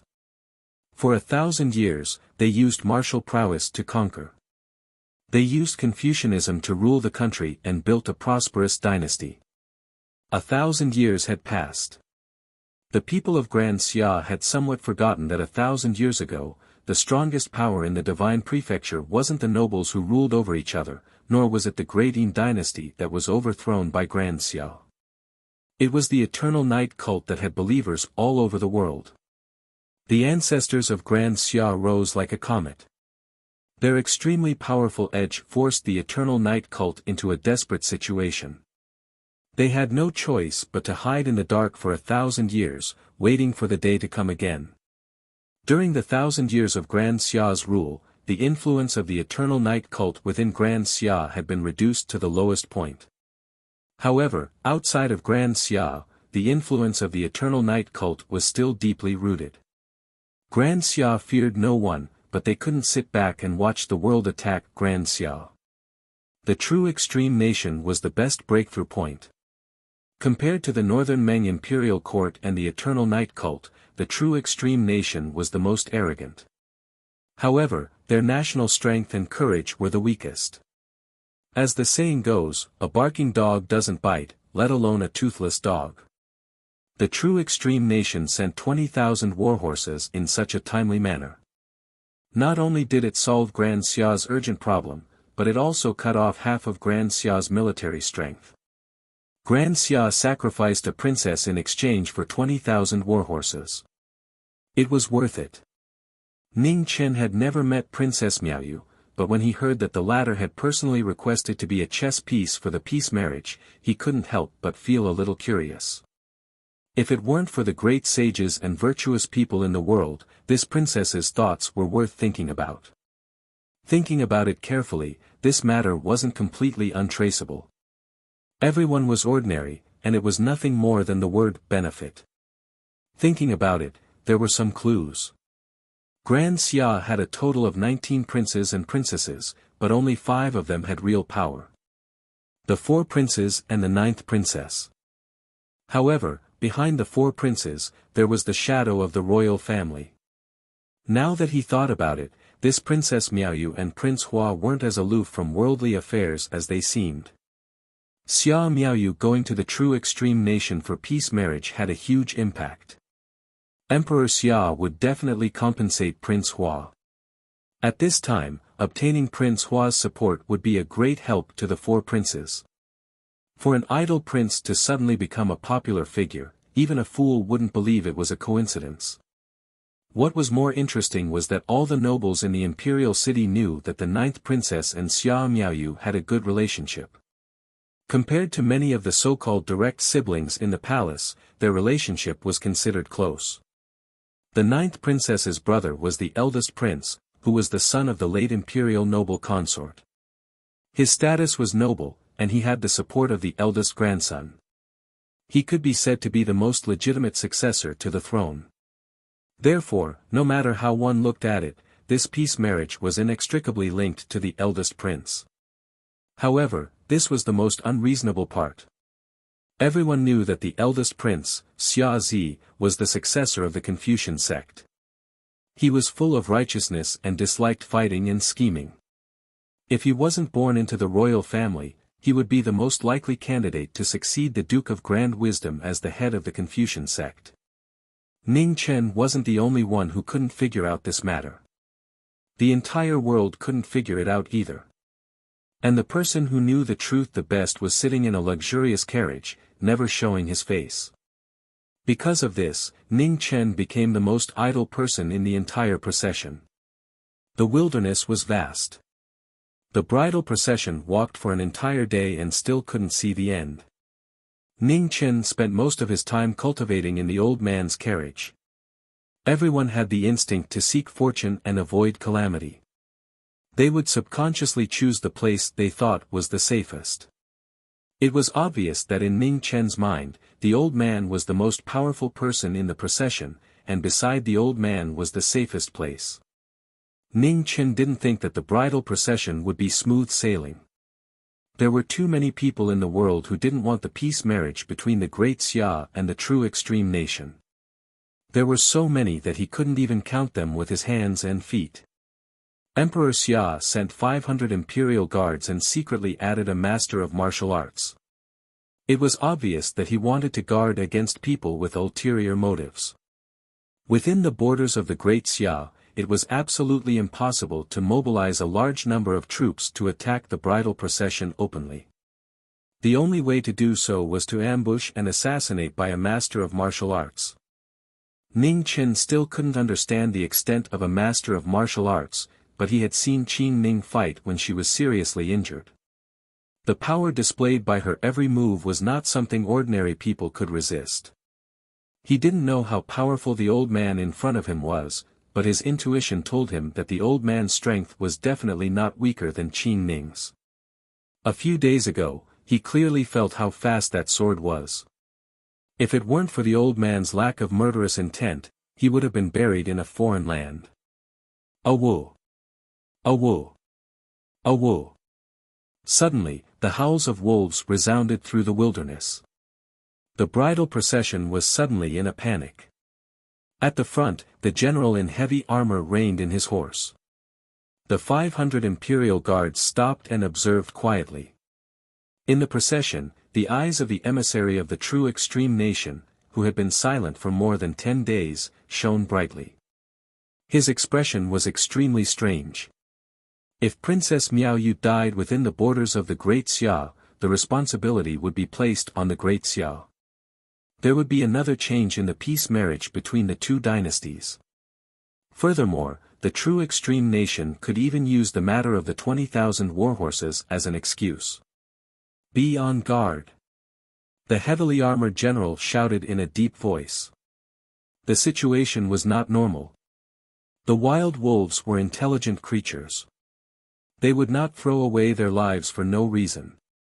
With the deterrence of 500 imperial guardsmen here, the wolf pack still dared to appear. There must be something secretly controlling them. Rustle, rustle. In the silent atmosphere, the sound of the wolves trampling on the withered grass resounded in everyone's ears. Gradually, it became more and more obvious. 1, 2, 10, 100, in a short span of a few breaths, hundreds and thousands of wild wolves gathered from all directions. There were so many of them that they couldn't be counted. Awu! The deep sound of a flute was heard. The formation of the wolf pack suddenly changed. All of their attention was focused on the magnificent carriage in the middle of the procession. Awu! Another deep sound of a flute was heard. The wolves howled at the sky. Their sinister eyes lost their bloodthirsty demonic look. Soon after, they ran toward the carriage like crazy. Protect the princess! At the front of the procession, the general in heavy armor shouted. With a wave of his hand, 500 imperial guards moved quickly. Their blades connected and blocked the attack of the wolf pack. The imperial guards of the Great Xia were the elites among the elites. One of them could hold the pass against 10,000. Between the blades, wolf blood rained down. However, there were too many wolves. They were like a black mass that surged forward like a tide. When there was a limit to manpower, a gap began to appear. Ning Chen got off the carriage and stood guard beside Princess Miao Yu's carriage. At this moment, the most important person was the girl in the carriage. If something happened to her, no one present would be able to live. The old man was still calm. The sword on his knee was even more silent and ice-cold. It was indifferent. Ning Chen knew how terrifying this sword was. He was the only person in the procession who had come into close contact with this sword. Therefore, whether or not they could overcome this crisis depended on this sword. Awu. The madness of the wolf pack was beyond everyone's imagination. Under the situation where the imperial guards were close to being massacred, they still charged forward fearlessly. Finally, the first wild wolf broke through the blockade and arrived in front of the carriage with injuries. The imperial guards were held back and the old man didn't have any intention of making a move. Facing the only wild wolf that broke through the encirclement, there was actually no one who could step forward to stop it. This strange situation caused the atmosphere to immediately tighten. Ning Chen was the person closest to the carriage. He stood beside the carriage and faced the wild wolf directly, becoming the final barrier. However, anyone with discerning eyes could see that Ning Chen wasn't some martial arts expert. He wasn't even comparable to an ordinary imperial guard. However, Ning Chen was the only one left between the injured wild wolf and the carriage. If the wild wolf wanted to attack Princess Miao Yu in the carriage, it had to get rid of this human blocking the road. Ning Chen was stupefied. He didn't expect that the old man really wouldn't help. Looking at the ferocious wild wolf, his entire body broke out in a cold sweat. It was already too late to run at such a close distance. Moreover, Princess Miao Yu's carriage was right behind him. If he dared to run, he probably wouldn't be able to see the sun tomorrow. Coo! The wild wolf's pair of dark green eyes stared at Ning Chen. Its throat continuously emitted a low and deep gurgling sound. Its front claws slightly bent, and soon after, it suddenly pounced. Ning Chen's scalp went numb. His brain couldn't react in time. He subconsciously fell to the ground and rolled to avoid the pouncing wild wolf. However, he heard a ripping sound. Most of his shoulder was scratched open by the wolf's claws. At the moment of life and death, Ning Chen stood up and pounced. He hugged the wolf's head and stared at its neck. Then, he bit down, Awu. The wild wolf howled in pain. Its body fiercely struggled. However, Ning Chen held the wolf's head in a death grip. Even if he died, he wouldn't let go. Human strength was limited, but human strength was limitless. At this moment of life and death, a human's potential for survival was immeasurable. Ning Chen was more afraid of death than anyone else. Therefore, he bit the wolf's neck, rode the wolf's body, and hugged the wolf's head. No matter what, he didn't let go from beginning to end. The wild wolf struggled because of pain, because of anger, and even more because of fear. Any wild beast's neck had a large artery. If there was too much blood, it would be hard to not die. Of course, Ning Chen also knew this. Therefore, he bit down even harder. Then, the wolf died.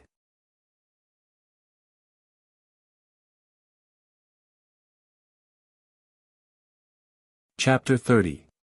The wild wolf's death was very unjust. There were many experts present. Even if it died under the blade of an ordinary imperial guardsman, it would not have lived in vain. However, it died under the hands of the weakest Ning Chen. The wild wolf's death could not be considered unjust. No matter what was said, Ning Chen was still a rank 1 martial path expert. Although he did not know any moves, did not know how to fight, and his combat strength was extremely trash. Of course, the most important thing was that the wild wolf had already been hit by a blade and was heavily injured. The movement technique that Qin Ning taught could be considered to have been taught in vain. Because at the crucial moment, Ning Chen simply did not think of using it. The facts proved that when a person was in danger, they would still choose the method they were most proficient in. There was not much difference between not learning and not learning at all. After the wild wolf died, Ning Chen's complexion was deathly pale as he stood there in a daze. His entire face was covered in wolf blood. A fishy and salty taste continuously drilled into his nose, mouth, and stomach. Ugh! Ning Chen still could not hold back. He bent over and retched. His pale complexion became even more unsightly. In a short period of less than half an incense stick's worth of time, Ning Chen felt as if half a year had passed. The blades in the hands of the 500 Imperial Guardsmen never stopped. The bones of the pack of wolves also piled up in the wilderness. Blood dyed the earth crimson red. The smell of blood assailed the nostrils and was extremely unpleasant. Woo! The deep and low sound of the flute played the prelude to death. The unending pack of wolves became even more berserk. It was as if all the wolves in the wilderness had come at this moment and unceasingly attacked the defensive line of the 500 Imperial Guardsmen. Slash! Suddenly, a sharp and ear-piercing sound echoed in everyone's ears. It was like the sound of a sharp blade scraping through pig iron. Immediately after, fresh blood sprinkled. With a long and painful groan, an Imperial Guardsman fell to the ground with a thud. Roar! Under the pool of fresh blood, the torn armor pierced people's minds. To the side, a wild wolf the size of a small mountain let out a low howl. Its sturdy body and sharp claws all indicated that this wild wolf was not ordinary. Bang bang bang! Almost at the same time, several more figures fell from the Imperial Guardsmen. The Grim Reaper hiding the pack of wolves began to show its edge. One by one, they walked out and stepped on the corpses on the ground. Their sinister and greedy eyes flickered, causing people to tremble in fear. Wild Wolf King. Several dozen desolate wolf kings appeared. The expressions of the Imperial Guard soldiers changed greatly, and the sabers in their hands also became blunt. Great Xia's iron-smelting technology was very advanced. Correspondingly, the armor worn by Great Xia's soldiers was practically indestructible. This was also one of the key reasons why Great Xia had been undefeatable for 1,000 years. However, the Desolate Wolf King's sharp claws broke this law. As the Desolate Wolf King entered the battle, the casualties of the Imperial army increased. At this moment, the sword on the old man's legs finally moved. One sword strike. With a casual sword strike, the sword light tore through space. The 3 desolate wolf kings and several dozen desolate wolves instantly sprayed blood, and their heads flew. The indescribable sword might shocked countless wild wolves, and at the same time, it also shocked Ning Chen, who was closest to the old man. He didn't expect that human strength could reach such a level. This was no longer a category that ordinary people could understand. Zeng. At this moment, the sound of something breaking through the air rang out as a meteor arrow shot through the sky, heading straight for the old man who had just drawn his sword. It was a familiar arrow. Ning Chen's eyes narrowed. That day, Zhang Sun had been assassinated. It was this arrow that had seriously injured Qin Ning. With the might of the divine arrow, the old man's expression also turned grave. The ancient sword was held horizontally in front of him, blocking the world-shocking arrow. Bang! The sword and the arrow collided, raising a gale and raging mist. Under the old man, the carriage was split into pieces with a bang. When it fell to the ground, another arrow came to meet him head-on. The old man had no choice but to retreat to avoid the tip of the arrow. However, this retreat fell into the arrangement of the person who shot the arrow. The old man's sword was the final barrier to protect Princess Miaoyu. Within 20 steps, no one could break through it. However, the old man retreated beyond 20 steps. This represented that the old man's sword was already unable to block in front of Princess Miaoyu. In the next moment, the sky-piercing arrow broke through the fetters of space and arrived in front of Princess Miaoyu's carriage in a flash. Unable to dodge, unable to block. Just as Princess Miaoyu was about to perish, a silhouette stood between the arrow and the carriage. Screech! The arrow entered the body, bringing forth a large amount of blood. Ning Chen's body crashed into the carriage with a bang, yet he was still unable to block the madly galloping arrow. Ugh! Ning Chen vomited blood from his mouth and knelt down powerlessly. Just at this moment, a pair of slender hands appeared. One hand grasped the arrow, the other supported Ning Chen. Nobody saw clearly when Princess Miaoyu came out. They only saw that her slender and beautiful hand was quietly holding the arrow that made everyone feel powerless. Retreat! In the distance, a deep and low voice sounded. Soon after, the sound of the flute changed rapidly. The wild wolves howled and roared, retreating in all directions like a tide. Princess! All the soldiers and the old man kneeled down and said respectfully. Rise, let's continue on our way. Xia Miaoyu said softly. Her calm expression seemed as if nothing had happened. Yes. Everyone stood up. The heavily armored general in the lead mounted his horse. With a wave of his hand, he led the troops forward slowly. The old man also changed his carriage and continued to follow behind Princess Miaoyu's carriage. However, this time, his state of mind was no longer as calm as before. Who would have thought that Princess Miaoyu in the carriage in front was actually a 9th-grade martial artist? He didn't expect it, and the assassin didn't expect it. Therefore, this seemingly perfect assassination seemed so laughable. In the carriage in front of the old man, Ning Chen was brought in by Princess Miaoyu. The arrow just now was nothing to Xia Miaoyu, but to Ning Chen, it was fatal. The body movement that Qin Ning taught him before leaving was originally for him to use to save his life. However, he didn't expect that it would almost cost him his life. He arrived in time to block the arrow, although it was completely useless. Ning Chen fainted, so he didn't know how stupid he was. He only knew that if Xia Miaoyu died, none of them would be able to survive. Xia Miaoyu sealed the acupoints around Ning Chen's wound to stop the bleeding. Fortunately, the arrow wound was near his left shoulder. After all, it was far from his heart. Otherwise, this arrow would have really killed him. The person who shot the arrow was too unusual. They couldn't detect his real body even after several attacks. Even though there were 2 9th-grade martial artists present, they still couldn't stop this strong person. Suddenly, Xia Miaoyu's expression changed. A look of disbelief flashed across her beautiful face. Her delicate hand moved quickly and grabbed Ning Chen's arm. A vast amount of genuine qi poured into the latter's body. Fake eunuch. Xia Miaoyu giggled. It was a big discovery. The little eunuch who ruined the plot of the Jinji kingdom and caused a storm in the city was actually a fake eunuch. She thought she had hidden it well enough. She didn't expect that there was someone who could endure it better than her.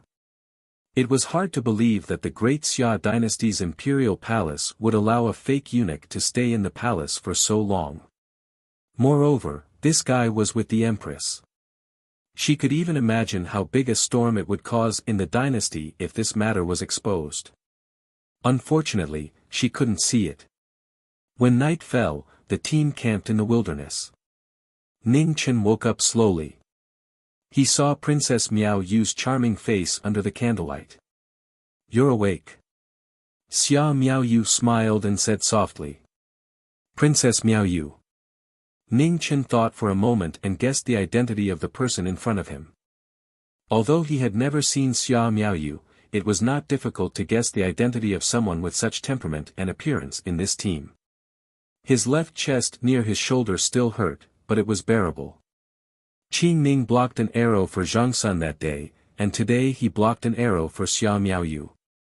Thinking about it now, it was so boring.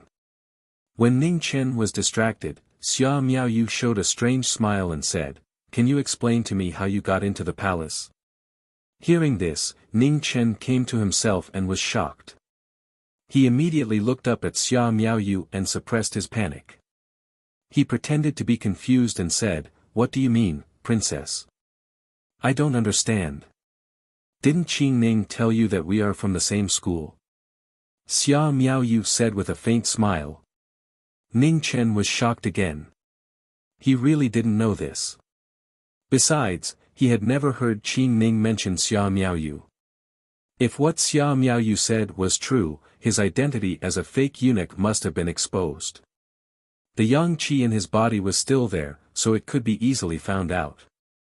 Seeing Ning Chen's change of expression, the smile on Xia Miaoyu's face faded away. She said coldly, "How dare you sneak into the palace with a dirty body?" If she hadn't checked the boy's breath and found that he had just reached the first class of martial arts, she would have suspected that he was the one who had tried to assassinate Emperor Xia. Hearing Xia Miaoyu expose his biggest secret, Ning Chen narrowed his eyes and said, "Princess, I have no choice but to tell you the truth about entering the palace. I hope you can forgive me." He knew that Xia Miaoyu wouldn't expose his secret because it wouldn't do her any good. She might even offend Zhang Sun. His identity could not be exposed, unless he wanted to use it to bring down Zhang Sunday.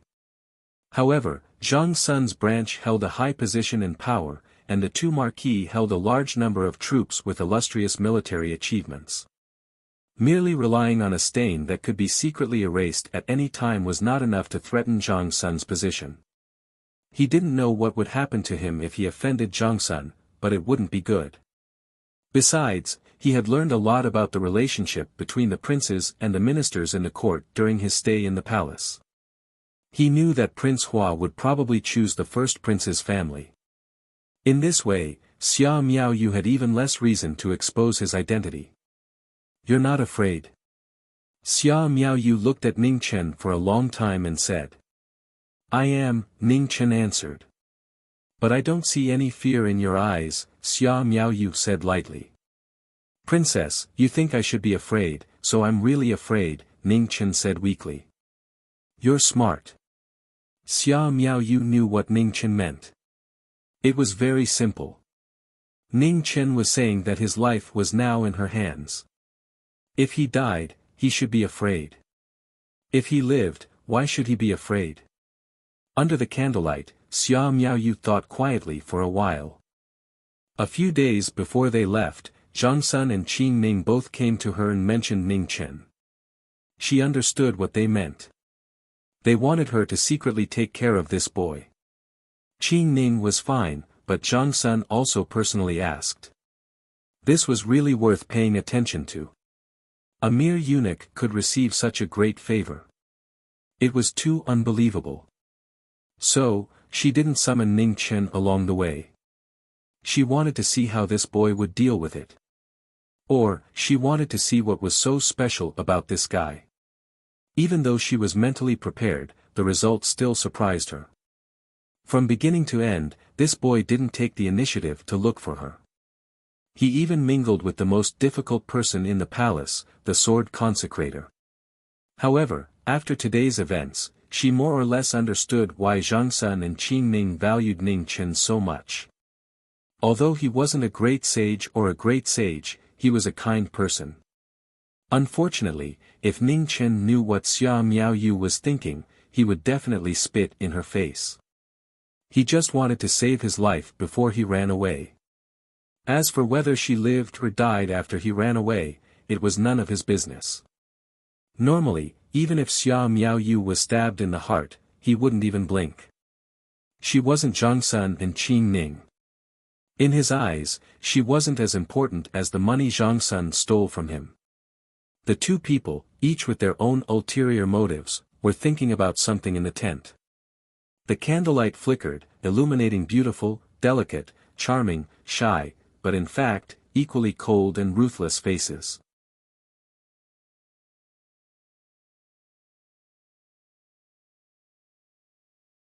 Chapter 31. Late at night, Xia Miaoyu had already left. Ning Chen sat in the tent and started to cultivate. Suddenly, a blood-stained golden paper flew out from his chest, emitting a dazzling golden light. In the next moment, the golden paper turned into a stream of light and disappeared into the qi sea in his lower abdomen. It stopped moving in the vortex formed by his real qi. This sudden change shocked Ning Chen. He tried his best to urge his real qi, but he couldn't force the golden paper out. He had no choice but to check his body and find nothing wrong with it. He could only suppress his worries for now. Just as Ning Chen was about to urge his real qi to continue his cultivation, he found that many silver words flew out from the golden paper, followed by his real qi running in his meridians. After one cycle, they quietly disappeared. In the next moment, many illusory images appeared in Ning Chen's mind. He looked at them carefully and found that they were the cultivation methods of the remaining half of the golden paper. This is... Ning Chen's face suddenly became very ugly. This cultivation method was too strict, and it was not even necessary to cultivate it. Half of the paper only recorded one move. After using it, his body would be destroyed, and he would die. This is indeed only one step of the cultivation method to strengthen the body. Ning Chen smiled bitterly. The first half of the paper only recorded the cultivation methods of real qi. It was not easy to understand the rest of the words, but he still couldn't use it. When Mu Qingxue gave him this cultivation method, he didn't expect it to be like this either. To cultivate or not to cultivate, this was the only question in front of him. In fact, he didn't have anything to think about, because he didn't know any other cultivation methods except for this. No matter what kind of cultivation method it was, the cultivation method and the moves were complementary. Cultivating real qi was useless except for increasing the quality of real qi. Moves needed the real qi to support them. During cultivation, the improvement of real qi couldn't be ignored. Most of the time, warriors would only cultivate the moves and not pay much attention to the cultivation of the cultivation method, because most of the movement methods would help them condense real qi. There weren't many pure cultivation methods like the one on the golden paper in the world. Let's do it. Ning Chen sighed softly, then closed his eyes and started to cultivate the move according to the illusory images in his mind. He knew very well that if he was forced to use this move one day, his life and death would no longer be the most important thing. A moment later, a faint silver light appeared in the tent. Frost condensed around Ning Chen's body and floated down from the air. When it landed on the ground, it quietly disappeared. At the same time, Sword Consecrator and Xia Miaoyu both sensed something. They opened their eyes and looked at Ning Chen's tent. Xia Miaoyu's eyes narrowed as she softly said, "It seems that there's still something I don't know." This kind of qi fluctuation definitely didn't belong to a first-rank martial artist. Although it wasn't a threat to her, it was beyond the range of ordinary second-rank or third-rank martial artists. "I'm about to break through." After a short moment, a wisp of bright light flashed in Jian Consecrator's aged eyes as he spoke in a hoarse voice. Sure enough, as soon as he finished speaking, spiritual energy madly gathered outside Ning Chen's tent and poured into it like a tide. What a huge commotion! At this moment, many experts in the Imperial Army also sensed it and looked in the direction of the surging spirit qi. Judging from the movement, it was almost equivalent to the fluctuations of a third-rank expert breaking through. "Fine, I'll help him this time." Xia Miaoyu's expression became serious. She waved her delicate hand and a vast stream of genuine energy flew out, heading straight to Ning Chen's tent. Almost at the same time, a stream of sword qi flew out from Jian Consecrator's direction and also entered Ning Chen's tent. Two masters at the peak of the acquired realm took action. Their genuine energy was as vast as the sea, turning the chaotic spiritual energy of heaven and earth into a clear stream and flowing into Ning Chen's body. A moment later, the chaos stopped and everything returned to normal. The painful expression on Ning Chen's face gradually faded away. His cultivation finally stabilized at the second rank of the acquired realm. After stabilizing his realm, Ning Chen was about to calm down his breath. At this moment, a sound of steady footsteps came slowly from afar. Jian Consecrator and Xia Miaoyu both became serious.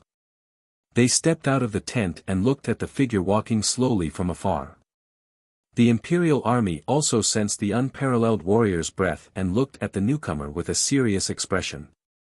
In the night, a purple robe fluttered in the wind. His indifferent breath and steady footsteps made him look young, but he had the demeanor of a grandmaster. Everyone felt a strong pressure. A member of the divine sect. Jian Consecrator's face turned ugly. He didn't hide his breath at all. When he was young, he had met a person whose breath was almost the same as the one in front of him. The newcomer stopped and released his breath. He looked indifferent. "I'm Jun Shaoqing." He said the most amazing name in a casual tone.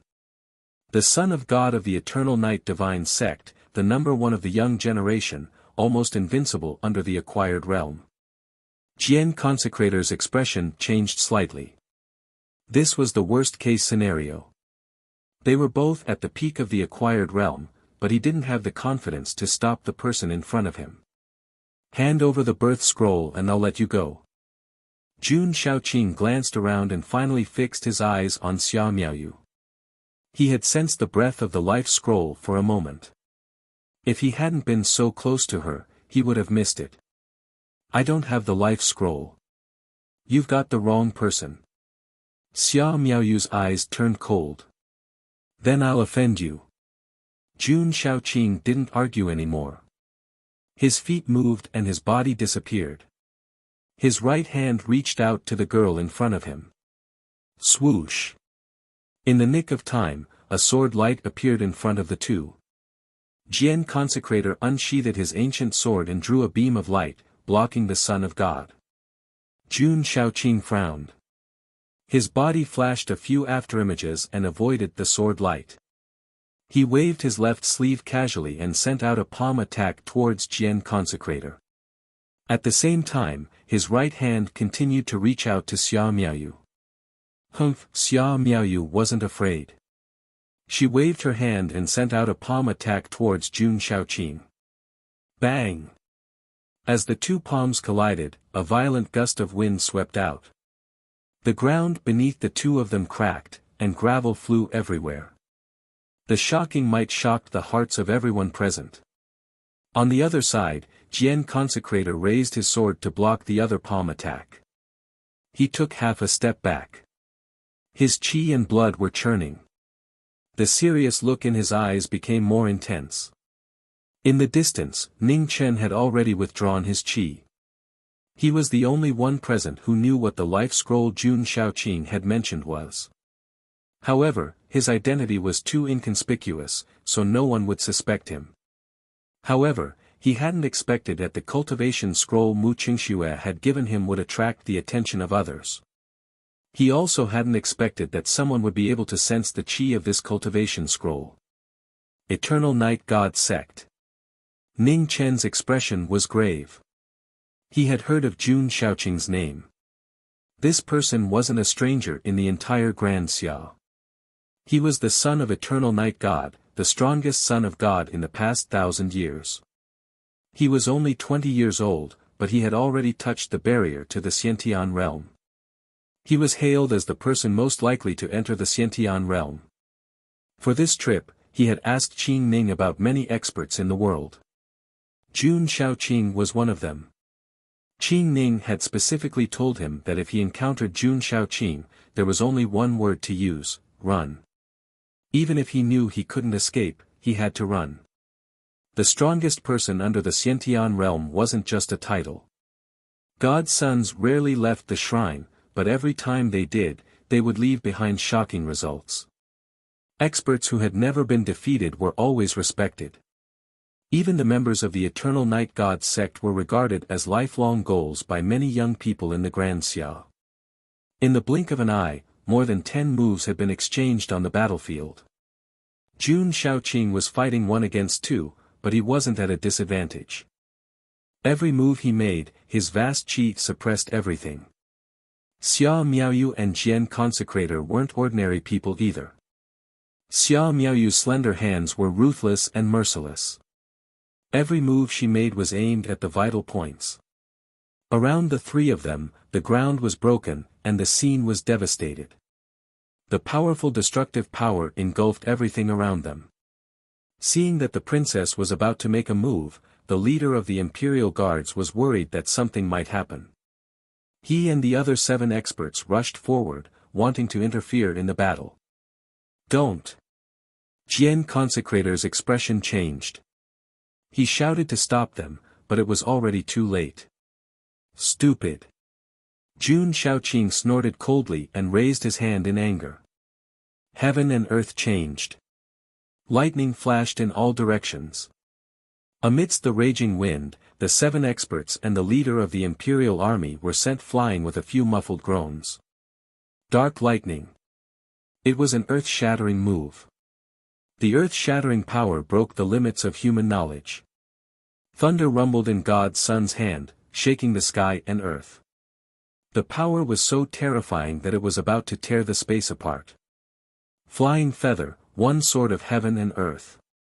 Facing the destructive move, Jian Consecrator focused all his attention on it. His sword moved, and thousands of sword shadows merged into one move. A merciless feather swept towards God's Son. Morning snow wave. On the other side, Xia Miaoyu focused. Her chi surged, and the temperature in the air dropped. Snowflakes drifted in the air, as if winter had arrived. Boom! The three's ultimate moves collided. Everything seemed to explode. The space twisted crazily, the sand rolled, and the waves shook the sky. One couldn't see anything. The terrifying scene was like the end of the world.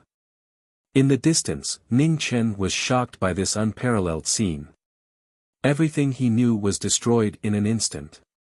Human strength can reach such a level.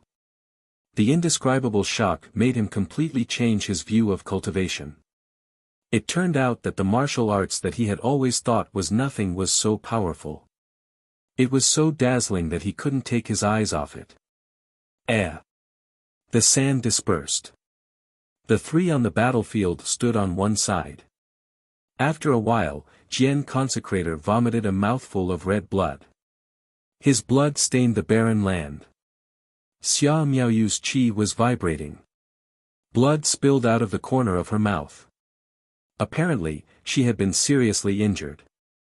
In front of the 2, Jun Shaoqing's clothes were slightly messy, but the energy around him was still powerful enough to make people despair. The name of God's Son was terrifying.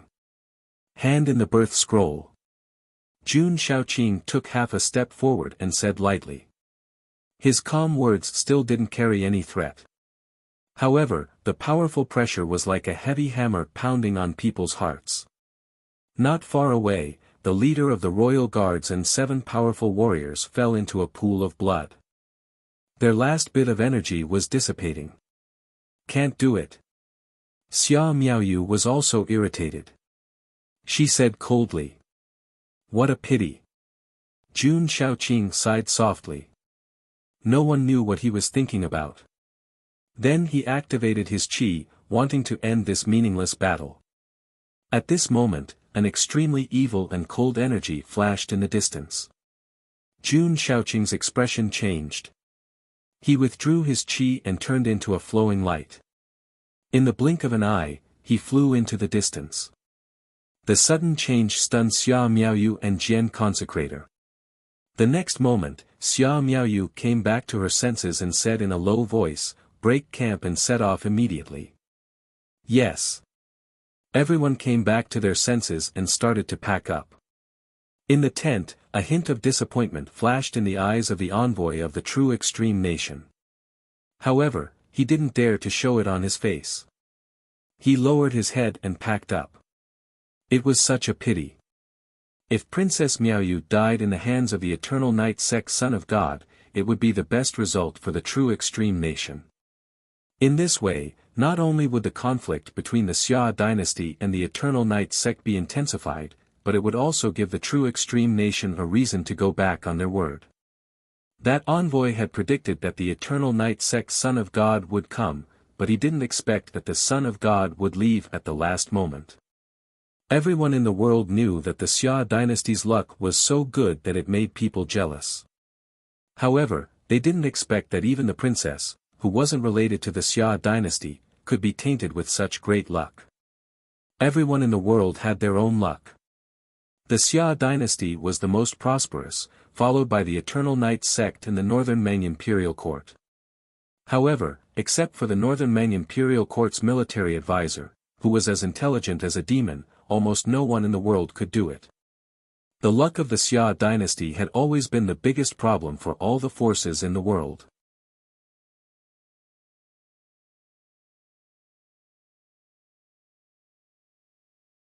Chapter 32. The carriage continued its journey under the cover of the night, the wheels squeaking. The imperial guards were temporarily replaced by the deputy commander, and only 400 of them remained. More than half of the eunuchs and maids had been lost. No one had expected so many things to happen in just one day. The most unacceptable thing was that they still didn't know who was behind the assassination. Even the reason why the Eternal Night cult Son of God would appear here was something that no one could understand. In the carriage, Sir Jian was healing with his eyes closed. Next to him, Ning Chen was leaning against the carriage, quietly digesting everything that had happened today. Compared to the assassination attempt during the day, the Son of God's appearance tonight had shocked him the most. He had experienced the terror of a martial arts master up close. It seemed that human strength was not just a legend. How is it? Sir Jian opened his eyes and looked at Ning Chen, who had been silent all this time. Unbelievable, Ning Chen said honestly. He had underestimated martial arts too much in the past. Whether it was because he was ignorant or because he was a frog in a well, he had never thought that martial arts could bring him such a huge impact. Jun Shaoqing, the Son of God, was worthy of the title. Sir Jian nodded.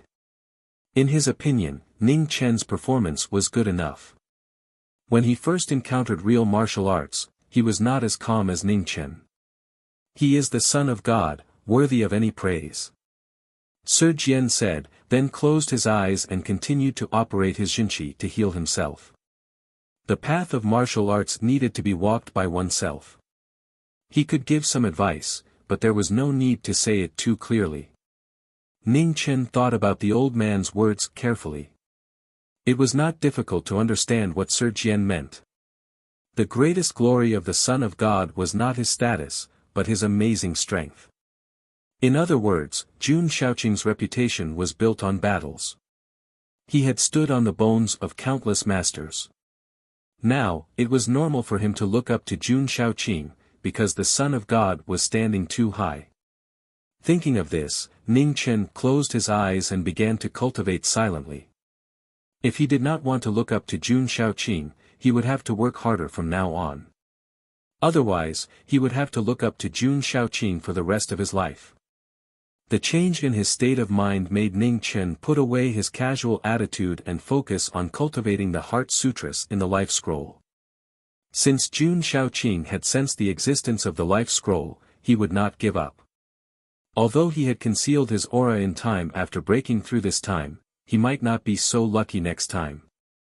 In front of someone as strong as Jun Shaoqing, even an army of thousands would not be able to stop him. If he really wanted to keep the secret of the Life Scroll, he had to become stronger. Feeling the change in the young man in front of him, Jian Consecrator's eyes flashed with a strange light. If Ning Chen was still a piece of unpolished jade before, at this moment, the unpolished jade had begun to reveal a beautiful brilliance. It was true that the most important factor on the path of martial arts was talent, but the most important thing after embarking on this path was determination and perseverance. When he was young, he wasn't very talented, but he had persevered to get to where he was today. The 5 high and mighty Xiantians in the world indeed had extraordinary talents. But then again, there were only 5 known Xiantians in the world. Most of the warriors were mediocre in talent. Ning Chen didn't know that Qin Ning, Mu Qingxue, and even Xia Miaoyu, whom he had met earlier, were all rare martial arts geniuses. At the age of 20, they had already cultivated to the peak of the 9th level that others could only dream of in their lifetime. Compared to them, his ordinary aptitude was naturally nothing. However, compared with geniuses, he was very eye-catching in the category of normal people. After all, not everyone was lucky enough to be taught by more than one peak of 9th level. If he was in the army, he would be a master of the 2nd level of martial arts. The only drawback was that he was not good at martial arts. Of course, this also had something to do with Qin Ning and Mu Qingshue's unwillingness to teach him movements. Aside from these reasons, Ning Chen could barely be considered a martial artist by now. Under the night sky, the bridal procession moved forward slowly. Who would have thought that nearly 1,000 people were hurrying at night just because of one person? In a procession, there were 2 peak 9th level experts, who stood at the peak of martial arts, but they still couldn't resist the sharpness of the Son of God. When the cold wind blew, it was bone-chilling. The procession didn't stop until noon of the 2nd day. When they came out of the wilderness and arrived at a mountain ridge, the temporary deputy leader of the Imperial Guards ordered them to stop and rest. Xia Miaoyu had been adjusting her breath in the carriage, and no one dared to disturb her. After last night's battle, everyone knew how powerful this seemingly weak princess was. The procession rested for about an hour, and the deputy leader in heavy armor had to ask for instructions. Because the road ahead was rugged, if they hurried now, they might have to camp in the mountain ridge at night. "Keep going." A pleasant voice came out from the gorgeous carriage. It was calm but unquestionable. The deputy leader cupped his hands to accept the order, and then walked to the front of the procession and ordered them to continue. Half a day later, the sky gradually darkened. The procession, tired from the journey, finally got a night's rest. Even though they were in the wilderness, no one cared. Xia Miaoyu returned to her tent early in the morning and ordered that no one could enter without her permission. Ning Chen naturally wouldn't provoke the former. He didn't have the cheap habit of serving others as a servant. As long as Xia Miaoyu didn't summon him, he was more than happy to be idle along the way. When setting up the tent, Ning Chen deliberately put his tent closer to Jian Gongfeng's. After a bonfire rose and a simple meal of dry rations, the imperial guards, eunuchs, and palace maids who had been tired all day mostly returned to their tents to rest. Only a portion of the imperial guards who were on night watch were left to patrol to prevent attacks from assassins and wild beasts. Jian Gongfeng sat by the bonfire and didn't return to his tent to rest. The assassination and the Son of God that happened yesterday made him pay more attention. Everyone knew that this trip wouldn't be easy, but he didn't think that each person who came would be more difficult than the last. After crossing this mountain, they wouldn't be far from the city where the Marquis was stationed. Before that, he didn't want any more accidents to happen. Jian Gongfeng didn't rest, and Ning Chen didn't return to his tent either. Instead, he stayed by the old man's side and silently cultivated until midnight. Only then did he open his eyes. "Senior, can you teach me how to cultivate?" Ning Chen asked abruptly. The cultivation he spoke of naturally referred to moves. He had his own cultivation method, and it was no worse than anyone else's. Jian Gongfeng was silent. He didn't refuse, but he didn't agree. "The princess is more suitable than me." After a long time, Jian Gongfeng said hoarsely. Ning Chen understood what the old man meant. Qin Ning had said that the Jinqi in his body was of the cold attribute, and Xia Miaoyu's previous moves had also made people feel a bone-piercing chill. If he wanted to guide cultivation, Xia Miaoyu was indeed the best choice. "She is the princess." Ning Chen said calmly and didn't say anything else. The old man was silent again. No one knew what he was thinking. Ning Chen wasn't in a hurry. He waited quietly on the side. Although he had only cultivated for a short time, he also knew how conservative the views of sects were on the path of martial arts. This request was somewhat rude. If it wasn't for the fact that he had no one to ask, he wouldn't have asked the old man. One move. If you don't fall, I'll teach you one move. After about 10 breaths, Jian Gongfeng said calmly. Thank you. There was no joy in Ning Chen's eyes. After thanking him solemnly, he immediately stood up. He knew how powerful the old man was, so there was nothing to be happy about. The old man had only given him a chance. A chance to teach him, but also a chance to refuse him. After Ning Chen stood up, the old man also stood up. Then, Ning Chen's expression became even more serious. The old man's behavior showed that he wouldn't go easy on him. One move for another. It was fair and just, but it wasn't fair at all. The night wind was very cold. Even though there was a bonfire below them, the crackling sound of the dead branches burning was very clear in this silent night. The imperial guards on night watch nearby seemed to have sensed something and looked over. In the moment of this watch, Jian Gongfeng's sword moved. No one could see how he unsheathed it. When everyone came to their senses, the sword had already left the sheath. A sword without competition and without desire. It came without warning. It didn't carry a trace of genuine qi, and it didn't require any genuine qi. This was the only chance he gave Ning Chen. If the genuine qi of a peak rank 9 powerhouse moved, everything within a radius of 10 feet would be cut open. This was no longer a chance. Therefore, this unfair battle appeared to be very fair. The true meaning of the sword was only fast, accurate, and focused. Jian Gongfeng's sword was fast, accurate, and focused. Originally, Ning Chen didn't have a chance to dodge. However, after Ning Chen came to this world, he developed a fearful and cautious personality. Especially when facing his eldest grandson, he would subconsciously take half a step back every time. Today, when facing Jian Gongfeng, he also subconsciously took half a step back. However, he wasn't Jian Gongfeng. His half step back wasn't accurate enough. Therefore, Jian Gongfeng's sword wasn't accurate enough.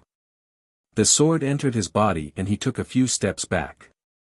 Ning Chen endured the pain and used the movement technique that Qin Ning taught him to take another 3 steps back. The sword still pierced his body. Ning Chen still didn't dodge. However, he didn't need to dodge. He didn't faint. Every time he fell, it was a victory. From tonight onwards, I'll teach you how to use the sword.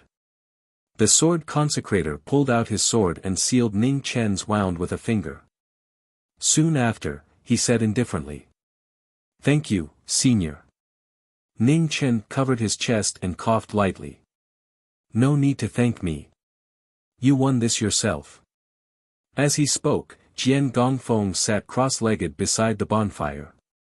He placed the sword on his knees again and closed his eyes to rest. Ning Chen also sat aside and began to adjust his breath. The old man's sword didn't have any killing intent. The wound wasn't deep. Compared to the sword wound, the arrow yesterday was more serious. After another 2 hours, the old man opened his eyes. Ning Chen also woke up at the same time. Go and swing the sword. Practice until I tell you to stop. Jian Gongfeng moved his hand and a black iron sword flew from the carriage not far away. It landed in front of Ning Chen with a clang. Yes. Ning Chen picked up the sword and walked to the side. He swung it again and again. Jian Gongfeng's expression didn't change. He closed his eyes again. Ning Chen didn't ask. He focused on swinging the sword in his hand. Once, twice, it was a simple swing.